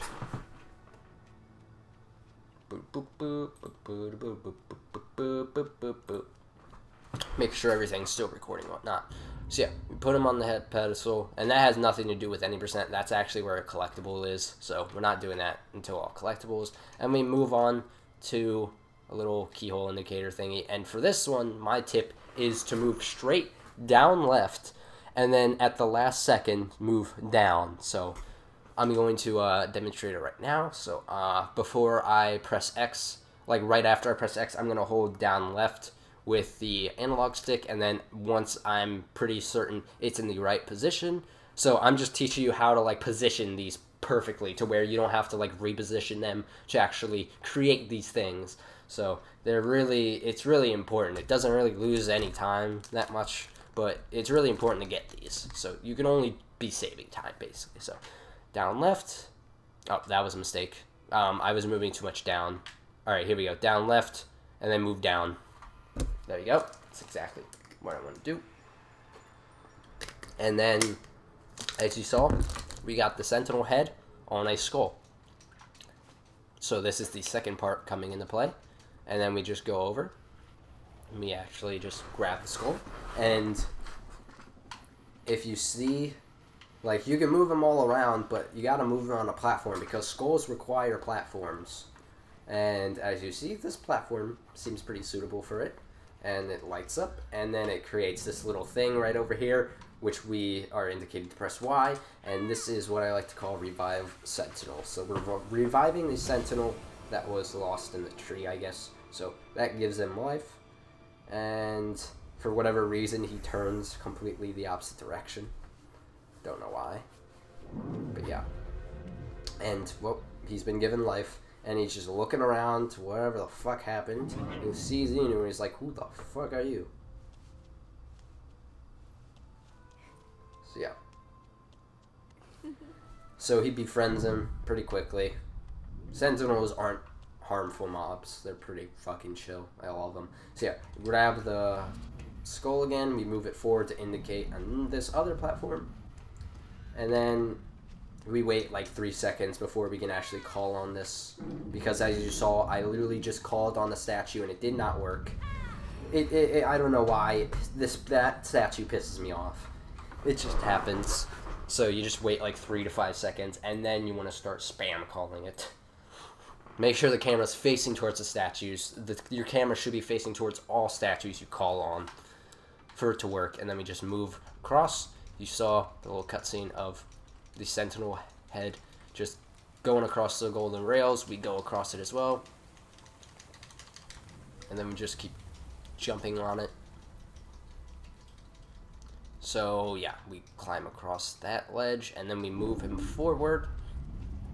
And you actually don't have to get the skulls perfectly in the middle, actually. So you can, like, leave them off to the side a bit, like that. And for this, I like to do 2 jumps into a call, activate another cutscene of this device about to grab his head right about now. So yeah, now we're on to the 3rd flashback, which is creating the Sentinel. So yeah, it's not so much of a flashback, it's just like a memory, basically. So yeah, now what we want to do is actually grab this skull back, and there's a little door there that's locked. So what we're going to be doing is we're going to be grabbing the little skull, and as you can see, like I said, you don't have to be right in the middle. Literally be right there. Go back into the pedestal. Sometimes you have to get pretty close to the pedestals to call them at times, so that was just my mistake. And then we just go back into the keyhole, and then just the same thing as when we're reviving or putting the sentinel head on the skull. This is straight up to the bottom left. You don't have to do anything other than that. Just straight up bottom left, and it just creates it like that right away. And right there on that little black flinching black screen is what I call create sentinel. And the first time in ages, I'm assuming, the sentinel is trying to learn how to walk, and then from here you just straight up roll to activate the cutscene, pretty much. So he's just walking around trying to figure out how the hell to use his legs. Almost kills Inu, man. But yeah, Inu is such a good friend. Literally made friends with him less than 5 minutes ago. And he becomes good friend, just decide to teach him how to walk. Because the sentinel hasn't walked on 2 legs in ages. So Inu is just being a good friend. And then he just learns how to walk in place. But what another thing is, if you see that little shield right there with the sentinel yellow headish kind of thing, and there's an orb right there, right next to him. Yeah, orbs can power up the sentinels. So what we're going to want to do is, if you saw, there was a little platform for a skull over there, so we're actually going to want to do this. And this is my little trick. If you don't want to do it, you don't have to, but I like to place the orb down. It just gives me time to, like, get the skull here, and, you know, sometimes he'll open that up, and then we're all good. And there's a skull platform to where we take the skull right there and activates the next cutscene. So we're just gonna obviously put the skull right on top of it, and yeah, opens up this door. He sees it and just goes straight to it. I just love their design. Their personality is just so much like a dog. I don't really know. But also, this is another optimization I kind of found. Probably saves like half a second to a second. Normally, what people would do is they would actually go over to back to how, like, we activated the cutscene of teaching how the sentinel should walk and whatnot. We actually go back down here and just press B, we roll, and then we land on our ass. But actually, I found a little optimization where we go over to this area, and then you press B, hold back, land on the torch, and we just jump, and it saves probably like a second. So that's a little new optimization I found. I've been finding a lot of tiny optimizations recently in some stages. So yeah, we go up this little column up here, take a left on this block. Basically, you want to just be ahead of the sentinel pretty much all the time, I'd say. And you just go through all these little holes and whatnot that indicate what you're supposed to be doing. Take a left here. And basically climb that up the stairs, hold right, and it just moves twice for you. So make sure you're holding right so you don't lose time. And now, this is the part where we wait. I like to do a little thing called Inu walking in one place. Right here. It's so funny. He's literally just walking in a circle in just one little place. And this is actually where I found a little exploit to where you can actually long jump completely backwards. I don't know how I did it, but I did it. So yeah, now we just keep moving forward. And this also requires the sentinel, so we can just mess around for a bit if you wanted to. So we can like mess around. Takes like 20 seconds for him to get over here. So just make sure you're towards this area with the vines, obviously the thorns. All right, now he's coming, so now we can get ready. So make sure you're at the closest point to where like you're the farthest out, like where you're the closest to the thorns. So that saves a bit of time. And then we can also mess around in here because this part requires a sentinel, so I'm gonna just straight up mess around. You don't have to do exactly what I'm doing, but I do this a lot in runs. It's pretty fun. So I'm just messing around a bit. Also, by the way, if you get that black screen, it literally loses no time. For whatever reason, it loses absolutely 0 time. So I don't understand why that's a thing, but yeah, so we want to stay at this door pretty much. Yeah, you're able to die on that little cutscene because it literally loses no time for whatever reason. I don't know why, but yeah. You're supposed to not jump, you're supposed to roll down and grab the orb right here. And yeah. And then from here, you want to press Y, spam Y, move bottom right. So, you know, the shades die. And then we gotta get that door open that we went through again with the sentinel's head. So we go back down left and grab the orb pretty much. And yeah, he's just waiting, so we gotta grab the orb, put it in the pedestal. And, you know, just now we're gonna go straight. Now we're gonna go completely straight. We're pretty much halfway done with this stage now, I'd say. And for this, you want to start moving right. And this part is a bit tricky. It took me a while in my casual playthrough to realize where I'm supposed to go. But you're supposed to go up these stairs and just keep going up them. And just keep going up them. And then you have this little broken part you actually jump up on. Jump on this little curve. And then jump up on this indicating sand and whatnot. Move left. So you always want to be faster than the sentinel, pretty much.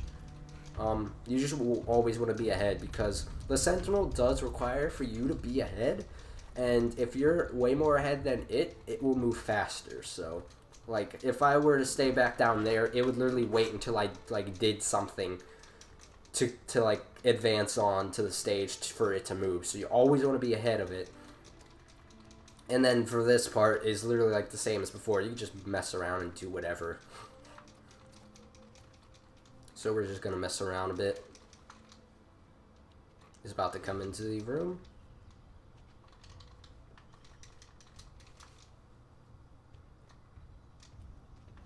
Right here.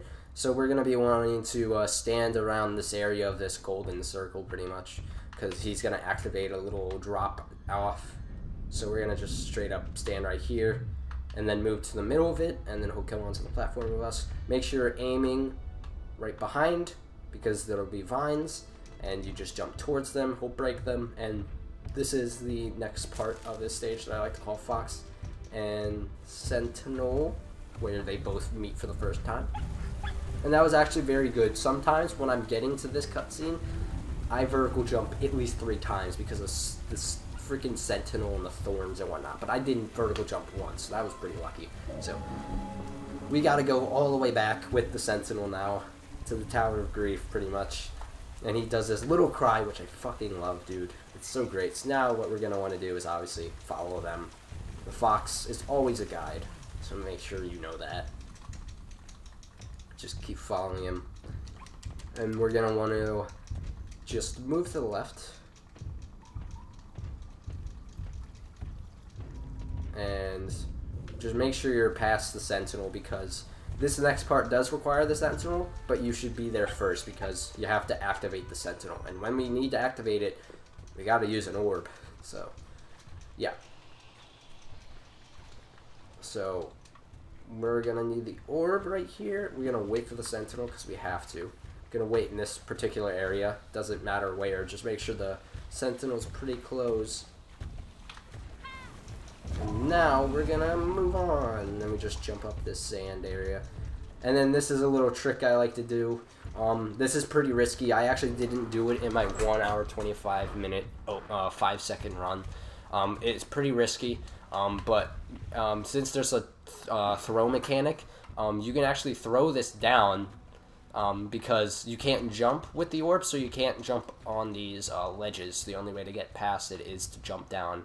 This, actually, is to completely fall down off of these ledges, which actually wastes some time. So actually, what I like to set up this is, I like to set it up throwing at that dead sentinel, if you can see, throwing at its legs, because it's possible to lose the orb behind the shades, and the only way to get it back is to call it.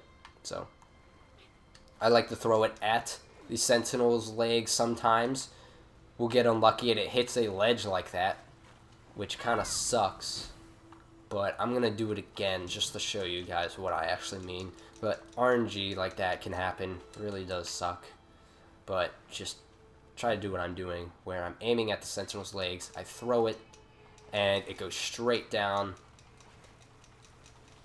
And we literally just grab it, and then spam Y, and then just activate Sentinel again. And then we grab this orb, because there's the last set of shades right over here. And press Y here. And just keep on going. So yeah, it really depends on how long you wait for the Sentinel, because you do want him to be close enough to where he activates his head, pretty much, I like to say. But it's just really hard to tell, like, exactly when you want to do it, when you can do it, and whatnot. You just gotta know. Just gotta, it's like a feel thing. Then now we're back in the main area, where we revived the first Sentinel, who died instantly. And this part does not require the Sentinel, so you just want to be very fast and faster than the actual Sentinel. He's back in the main room, sees his dead brethren. Poor guy. Look, he just, their personality is so much like an animal, but I just don't want to call them an animal. They're not an animal. It's so hard what to call them, honestly. Okay. So that's that. Now we follow the Sentinel, and we're going to go into the last stage of the, or not last stage, area of stage 3, and then we got stage 4, which is a shorter one. It's half of stage 3, so that's good, and then stage 5 is literally 3 minutes, so we're pretty much at the end of the game. So yeah, we just follow him. Make sure, you don't have to be exactly faster, but because this part does depend on the Sentinel, so it does not matter, but, you know, just like at a little head start. I'm going to try to do a little glitch while I'm waiting. This is something that I actually found a while ago, where you can climb this ledge and possibly get inside that rock. Alright. Alright, from here, you want to actually start moving right. You want to grab this orb, and what you want to do is let the make sure the Sentinel notices the orb. Be around this area, press Y, and he'll start standing on the platform, climb up these stairs, and then he'll instantly start moving back to where he was before, which would activate this little bridge. And now this part is pretty casual. It's a huge area where we climb up, so in your casual playthrough you should know how to do this just casually. We do like 2 risky jumps that save a couple seconds each. That's about it. So yeah, that's like all we're gonna be doing with risk, pretty much. Also, I really hate the indications. Oh, this is one of them. This is an early one right here. So that saves probably like 2 seconds from shimmying to the other side.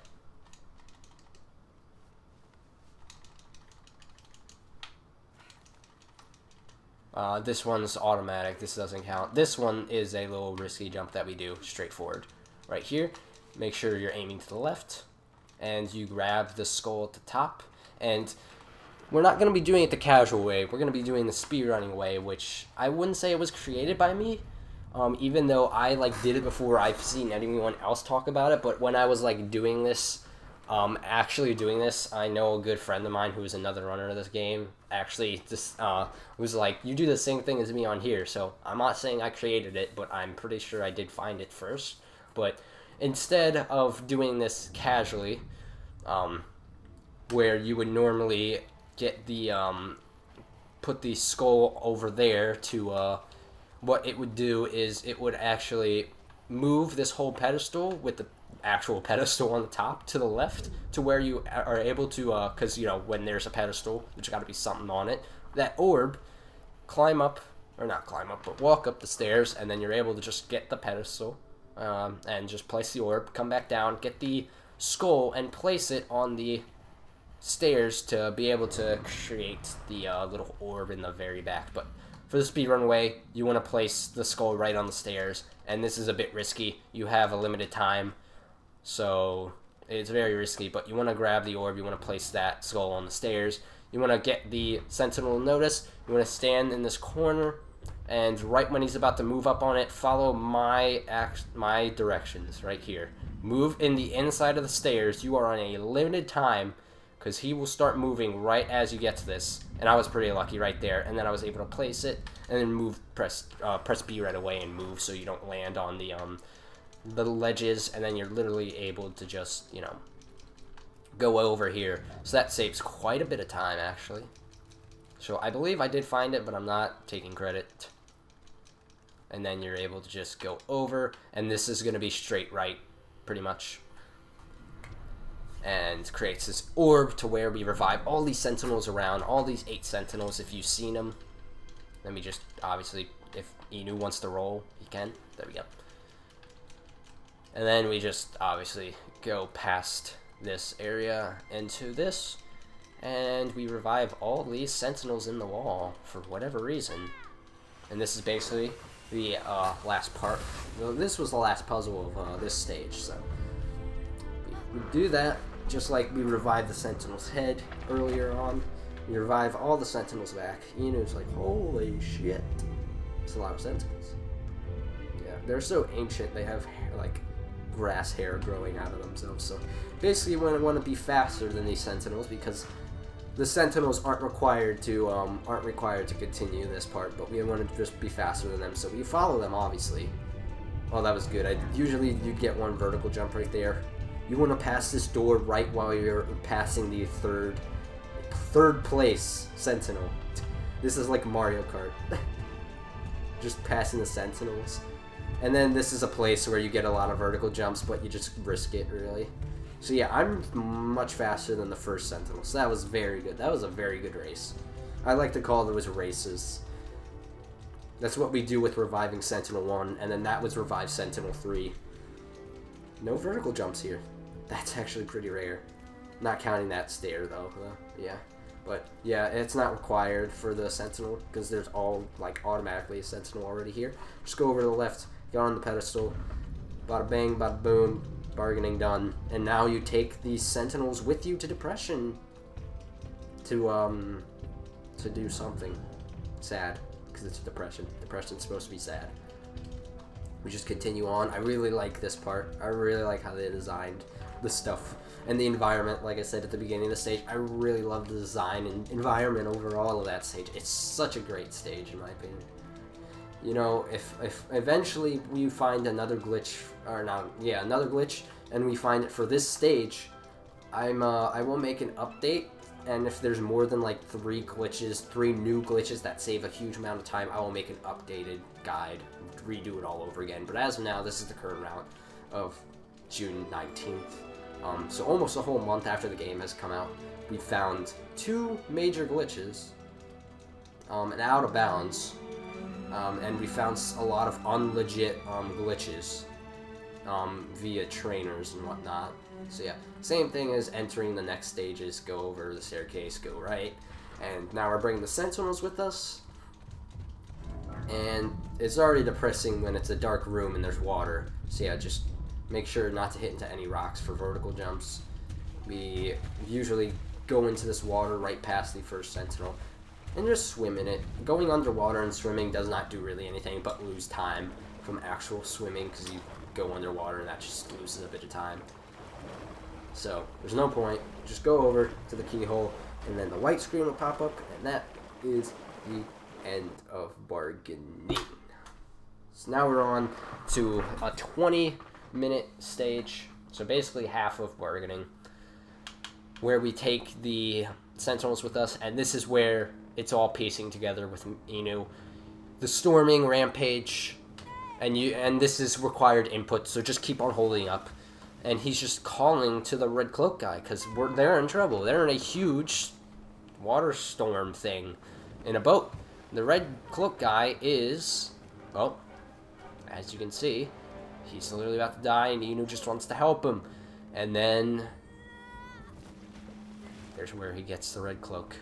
I bet you can understand what's happening now. It will make more sense after the stage. But yeah, that red cloak guy basically is dead now. Dead inside the raging storms of the ocean, pretty much.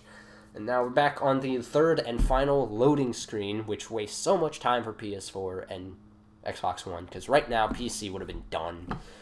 I would have had a mid 123 if I were on PC. My movement in the 125.05 was so good. It was really near perfect. I literally have less than 30 seconds of time saved in my actual any percent run. So you know you're getting a reliable source. So yeah, we just wake up on top of a Sentinel, and we're in a storm. This is like a 6-foot deep storm or something, or water, pretty much. We're going to the next stage. Woo! I like this stage.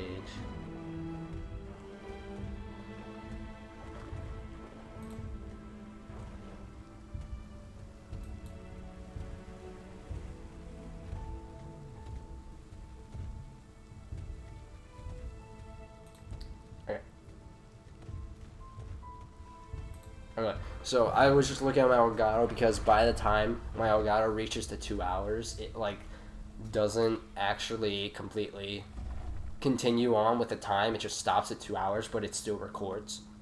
Don't know why, but just making sure if that happens, that we're all good. So from here, just start moving straight. We're almost done anyways. We're gonna be done in 30 minutes. So, and this is the little route that we're gonna be taking.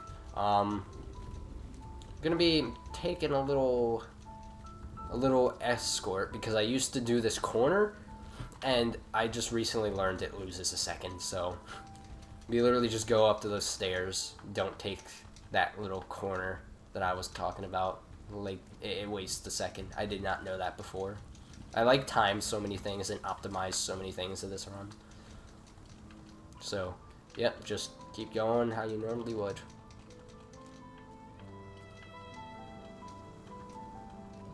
And just continue on. And then right here, we get a cutscene full of the shadows.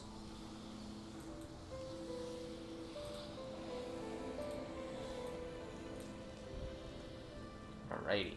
And these shades don't attack us because they're, well, you guessed it, depressed. And that's basically what the stage is, depression. So from here, we want to move left. We want to start moving left. And sometimes you might get a little stop or a vertical jump. That was just pretty unlucky for me. I didn't get any. I really still need to practice it though, but just keep following the fox. It's pretty rare to be right, like literally right behind him for that. That was just insanely fast.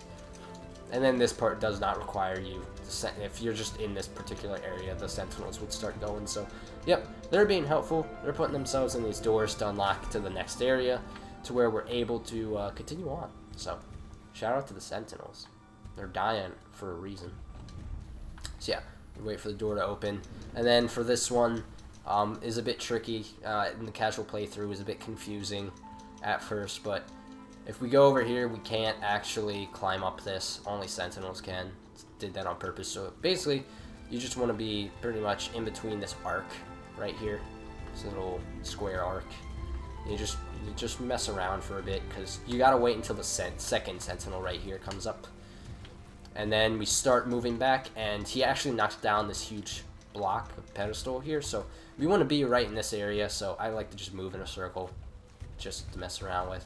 And we'll immediately get to the cutscene, and then we move top right. We jump once to the top right, and then we go right on top of the little pedestal that he broke down. We just keep jumping on top of it, and now we just move across it, jump onto this platform, and make sure, if you think you're going into a risky jump like I just did there, make sure you get all the way to the ledge to where he's falling off like that, because then you have the best amount of time, plus you're easily gonna get past that. So from here we're gonna take a left, a little detour, we're gonna move left, land on our ass, and basically just jump onto this, and we jump up to the little icicles I'd say. Just keep on going. And alright, so there's a little glitch I found here to where if you move very close to the fox will push you all the way to the front of this block right here, because this is where we're supposed to go to be able to continue on, because the sentinel actually is looking at this block, and that's what he destroys for us to continue. So I'm going to try to do this glitch, and if I get it in this run, this will be pretty fucking funny. So you want to just be as far away as possible, but you want to be close. It doesn't really save much time, but oh, I nearly got it. Oh, see, I nearly got it. If I moved more right, Inu would have been pushed by the fox, and we would have been completely in the front right here. Would have saved probably half a second, actually. So, little fun fact. I just wanted to mention that. So, we climb up, obviously. Sentinel breaks it. Move to the right. Climb up some more. And we actually have to go. And sadly, that sentinel falls. Don't know why he fell there, but he did. But there's an achievement if you stand on this ledge. You see the bird from anger, sentinel that just fell from bargaining. Poor sentinel. They're dying out. They're dying for us, fam. You just climb up, obviously, like how it's shown. Just continue on. This part doesn't really require you. And we just get, and then this second to last one dies out, sadly. Then we just get past the door, go here to the staircase, and this is where the final sentinel dies. Everything dies. I'm sad. So yeah. Past that crack, cutscene activates. This is another one of those long cutscenes, another one of the minute cutscenes pretty much. So Inu just does not want all the sentinels to die, he just wants to get past it. And the sentinel's like, fuck this, I got you. Inu's fucking sad.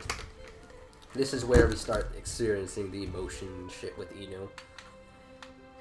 He's created friendships and bonds to where they would do anything for him. Just look at that.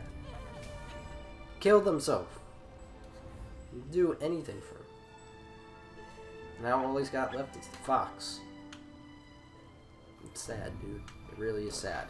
Alright, now pay attention to this, because the camera angle does not work for a couple of seconds once we start moving. So you want to just keep on holding down with the C stick. And make sure you follow my movement right here. You just follow me. Make sure you're always past the fox. Hit the ledge right here. Oh, I was too much to the right. So that was a mistake that you can do right there. You want to go to the top right of that corner and then go right in this area. So as shown, boom. Okay, I'm glad I got that mistake. Just made sure what you all know what to do. So from here, there are 4 fox statues, just like in Denial. They're all around this entire area in a circle, so this is the fastest way to get them done with. So I'm about to show you the fastest possible route. I know a few runners actually do this route completely different, but I will tell you now, this is the fastest and most optimized route. So I feel like it was pretty optimized. I made some optimizations to it, but go up to the right side and we go up to the corner. First fox statue right here. And basically a tip, so that you actually don't stand still when you're pressing Y on calling the fox statues, move in a circle. Move in a circle and spam Y. So you literally just keep on moving. You're just straight up, you're still moving and whatnot. But you're not standing still when you're calling on the statue. So that's just a little tip for fox statues. Just keep moving whenever you're calling on them. Just move in a circle. Let me just follow the route to the next area, which we have to unlock. And yeah, the shades are solid, so make sure to dodge them. Can't go through them. Now we're unlocking this next area. And then for this, we want to be moving to the right, far right. Gotta unlock this. Gotta unlock this. And then start moving bottom left. 4 jumps, I believe. So that was nearly perfect. I got a 5th one by accident. But yeah. And then we unlock this, and this part falls down as well. And then we're able to jump up here, move right, jump up on this, and just keep on jumping, jump over. This one you shouldn't be able to have to land on that, so you can just jump over it. Unlock this last part to the next fox statue, and then just wait a second, and then you're able to jump onto it. And then this one's pretty easy. Jump across, and then up the icicles, and we got the fox. And now this is a little trick I want to show you guys how to do this. This is pretty risky. Basically, we're gonna do the strat of rolling, but we're gonna be holding back to where we don't roll out so far, and we're gonna be, instead of like fall damage killing us or landing on our ass, we're gonna be tripping. And the way we're gonna be doing this is rolling and holding back. So like I said, just move in a circle, spam Y, press B, bada bing, bada boom, double trip. That's how to do the second fox statue right there, the double trip. It's the best way to do it. Just make sure you're not close enough to the icicle ledges to where if you press B, you will literally grab onto them, and that just wastes time. So from here, just move left from these shades, and then from here, just want to go to the left, and this is where you start the next part, the 3rd statue. This is where you get the last toy collectible, actually. But instead of going to the right where the collectible is, we're gonna go straight down here, grab on this, and make sure you're all the way to the last part of this, because if you aren't, you're gonna go all the way back down. So make sure you're on the last part of this icicle, and then after you turn the first one, you're able to jump off right away.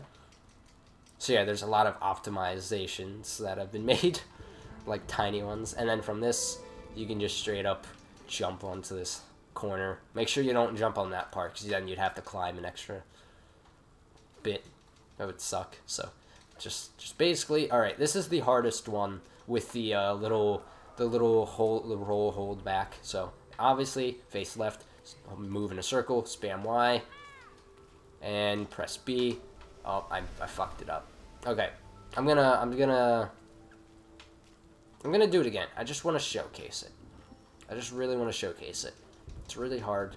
So, anyways, you guys can still see how to do this pretty perfectly. So, on this ledge, move all the way over, and then you're able to jump over. And then this one, just the first one, and then you're able to jump over.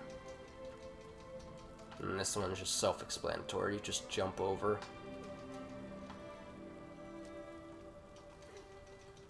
Alright, so hopefully I'll be able to show it this time. This one's a bit harder to do because of how close this whole part is.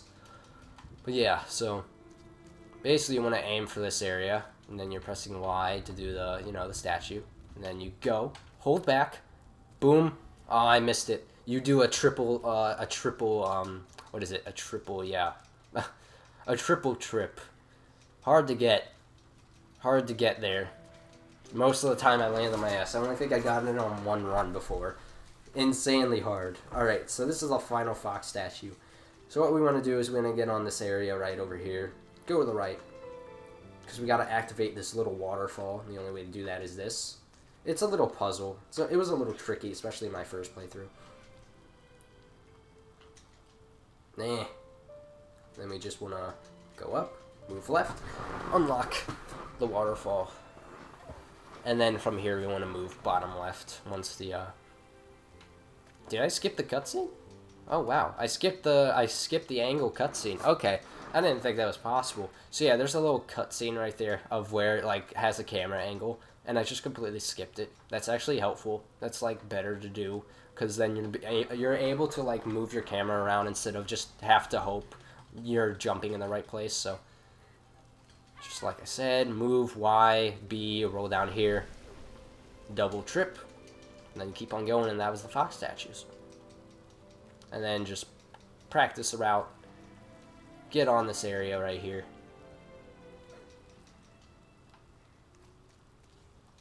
And then continue on.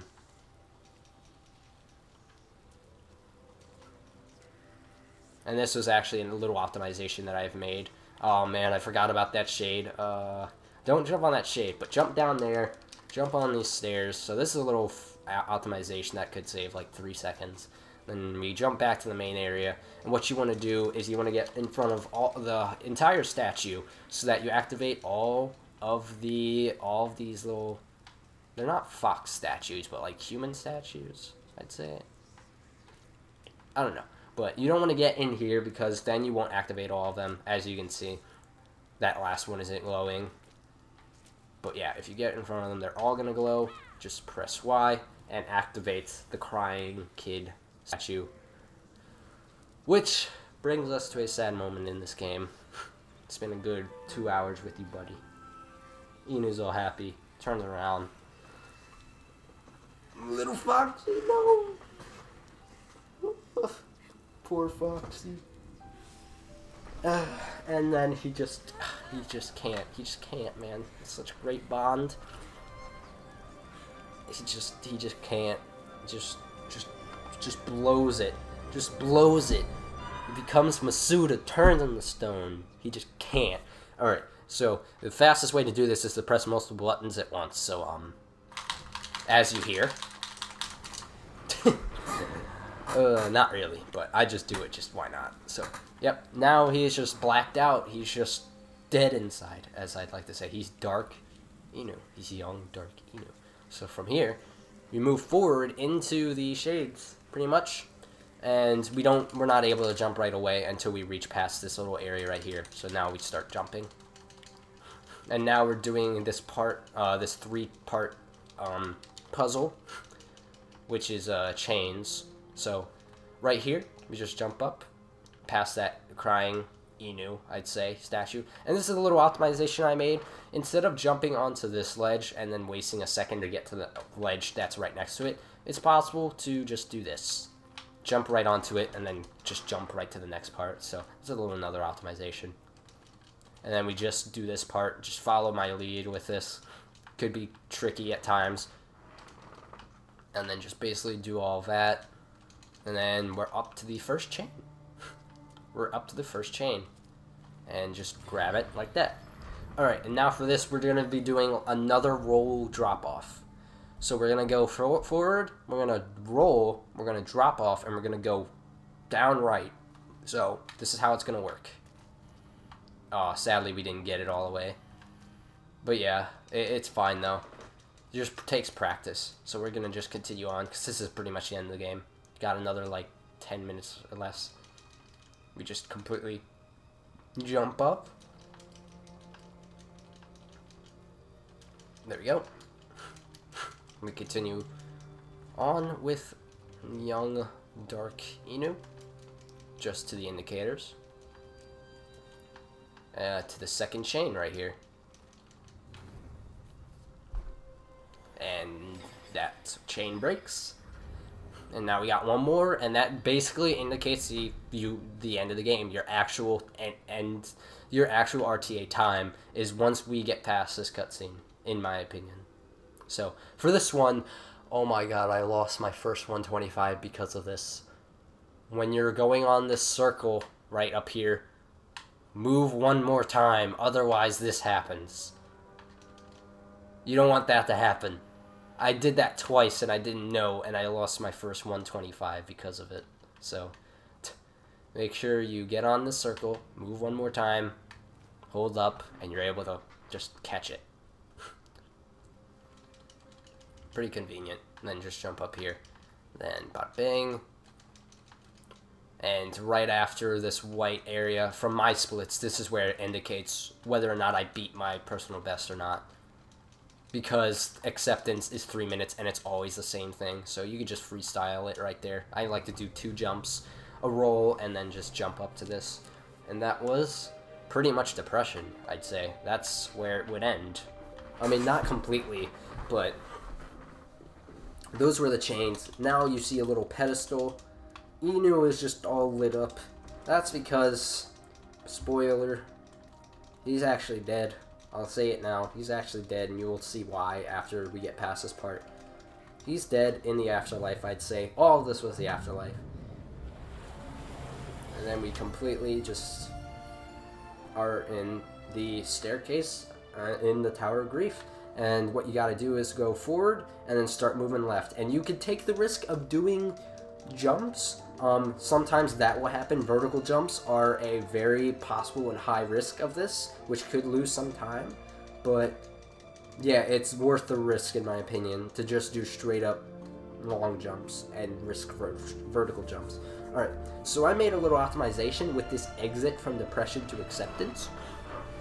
So just follow my lead on this. So we're gonna obviously, you know, climb over and just get to the next part. So this is how I actually optimized it to save 5 to like a couple seconds, 5 to a couple seconds faster. So you just want to jump up here, and usually people would jump up there, down there actually, which would lose actually a couple seconds because of Inu landing on his butt. So what we're gonna do is we're gonna land on this thing, and then we're gonna jump over, and saves us a bit. And then from here we're gonna want to jump to the left, and usually you'd climb past these, but you actually want to keep to the left to where you're actually able to go to the top right, and you're going to be able to jump past these. So as it's shown right here. Okay, that was a bit sloppy, but just keep to the left, keep jumping, and then move top right like that. So it prevents you from climbing and losing like nearly a second on each one actually. So I'm just doing them a bit too early. But yeah, just keep to the left, and then move to the top right, and then completely skip it. And that was depression. Now we got 3 minutes left of the run. So now, here's the actual thing that happened. The final part. We now witness the Red Cloak Man is his father.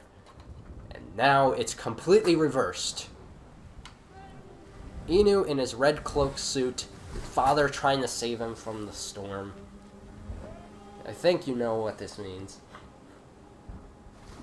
He's trying to get to him because of the storm. He goes overboard. His father's just holding him for fucking dear life. Like, this is so sad. Just loses him to the storm. It's so sad. And he even gets a bit of his red cloak, and it's actually a real thing. And then we get this dramatic stuff with the Tower of Grief. All the stages, the 5 stages, this is the last one. So it showed it happening, and then we got the first 4. Now we're showing acceptance right after this cutscene. So now we're going into a void of white, which is Inu's room. And we're in the afterlife with Inu. Literally, I really like the detail what they did with Inu right here in the afterlife. Just made him so black and white and just pale. And then the cloak. The cloak is the reason. It just outlines it. So right here, you want to move toward the door. Spam X, because that's the button you need to do to open the door. So you spam X there. And you just move towards your father. Your father is engraved in stone. This is the afterlife now that we know. So, yeah. So, now we just keep walking towards our father. He's right there. And now he's just sitting there, and he's wondering what happened. And he just completely derusts and gravels. And then we get shades killing themselves for whatever reason. And this is another input. Make sure you're holding up. Inu accepts his death, but does his father. And now that was Inu's official last time of death. Now we have his father with a key to Inu's room, which apparently since then he hasn't gone back. But I feel like it was a recent event. I feel like Inu recently died, probably a week or two before this. But yeah, with him, we want to be moving just straight forward. From this angle, we want to be moving top left, and then from here, we want to be moving straight forward. So make sure you're doing that. And then he automatically opens the door with the key. He's just questioning it, and then he actually does it. And we're not going to be exploring this room because it's any %. So the last thing you do, one of the last things you do is actually let's explore his room. The last thing you would do is move down to actually exit his room, but let's explore it.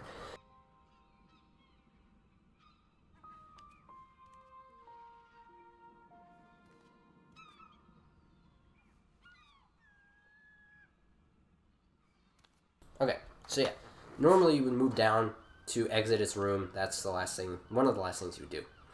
Hold on again.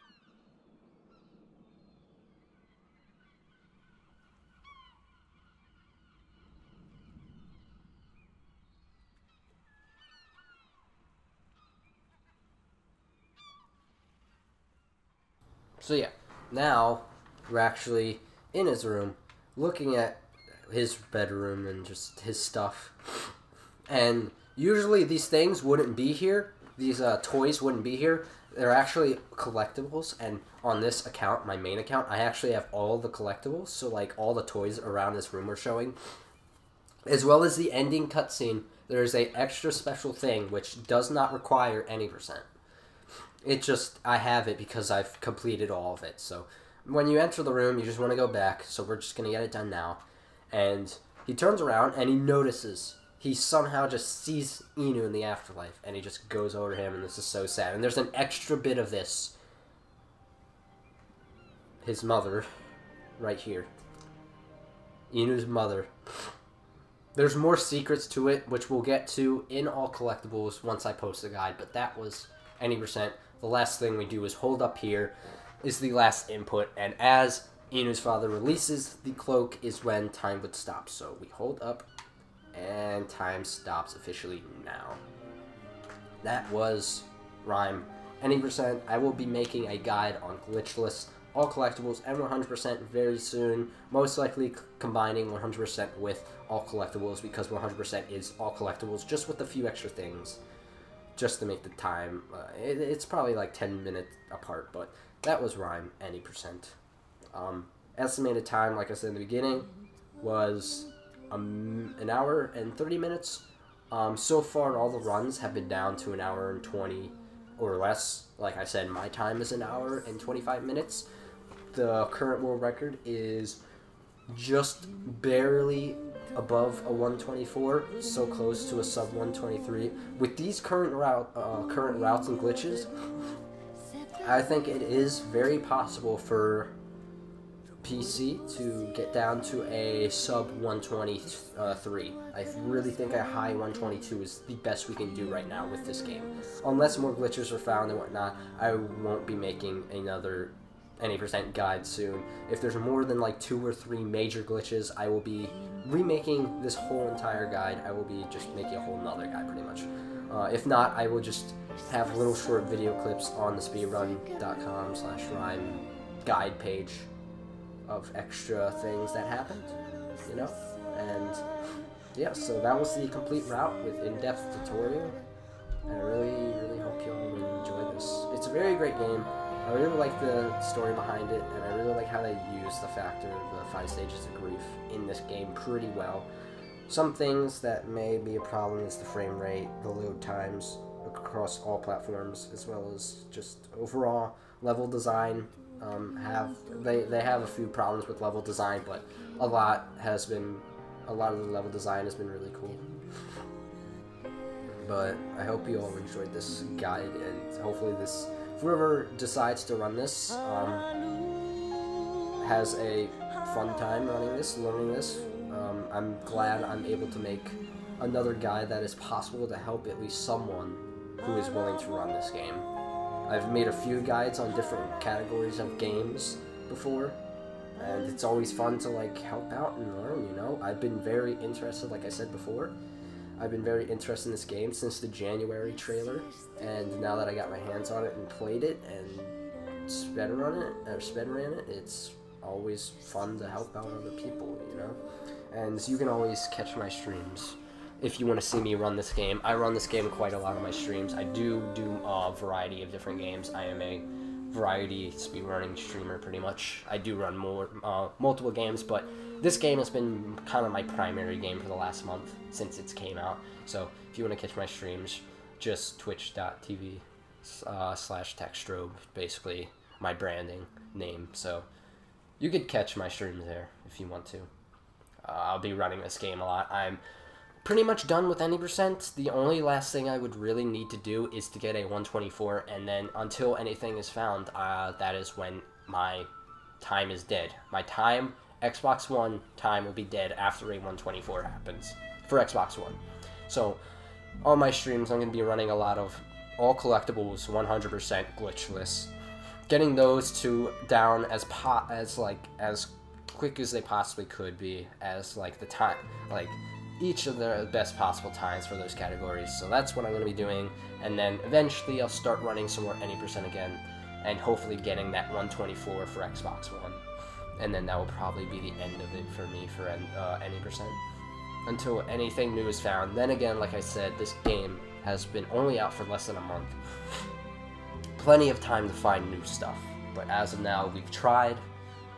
It's been a while since we found these glitches, the anger skip, the out of bounds, and the glitch I found on denial.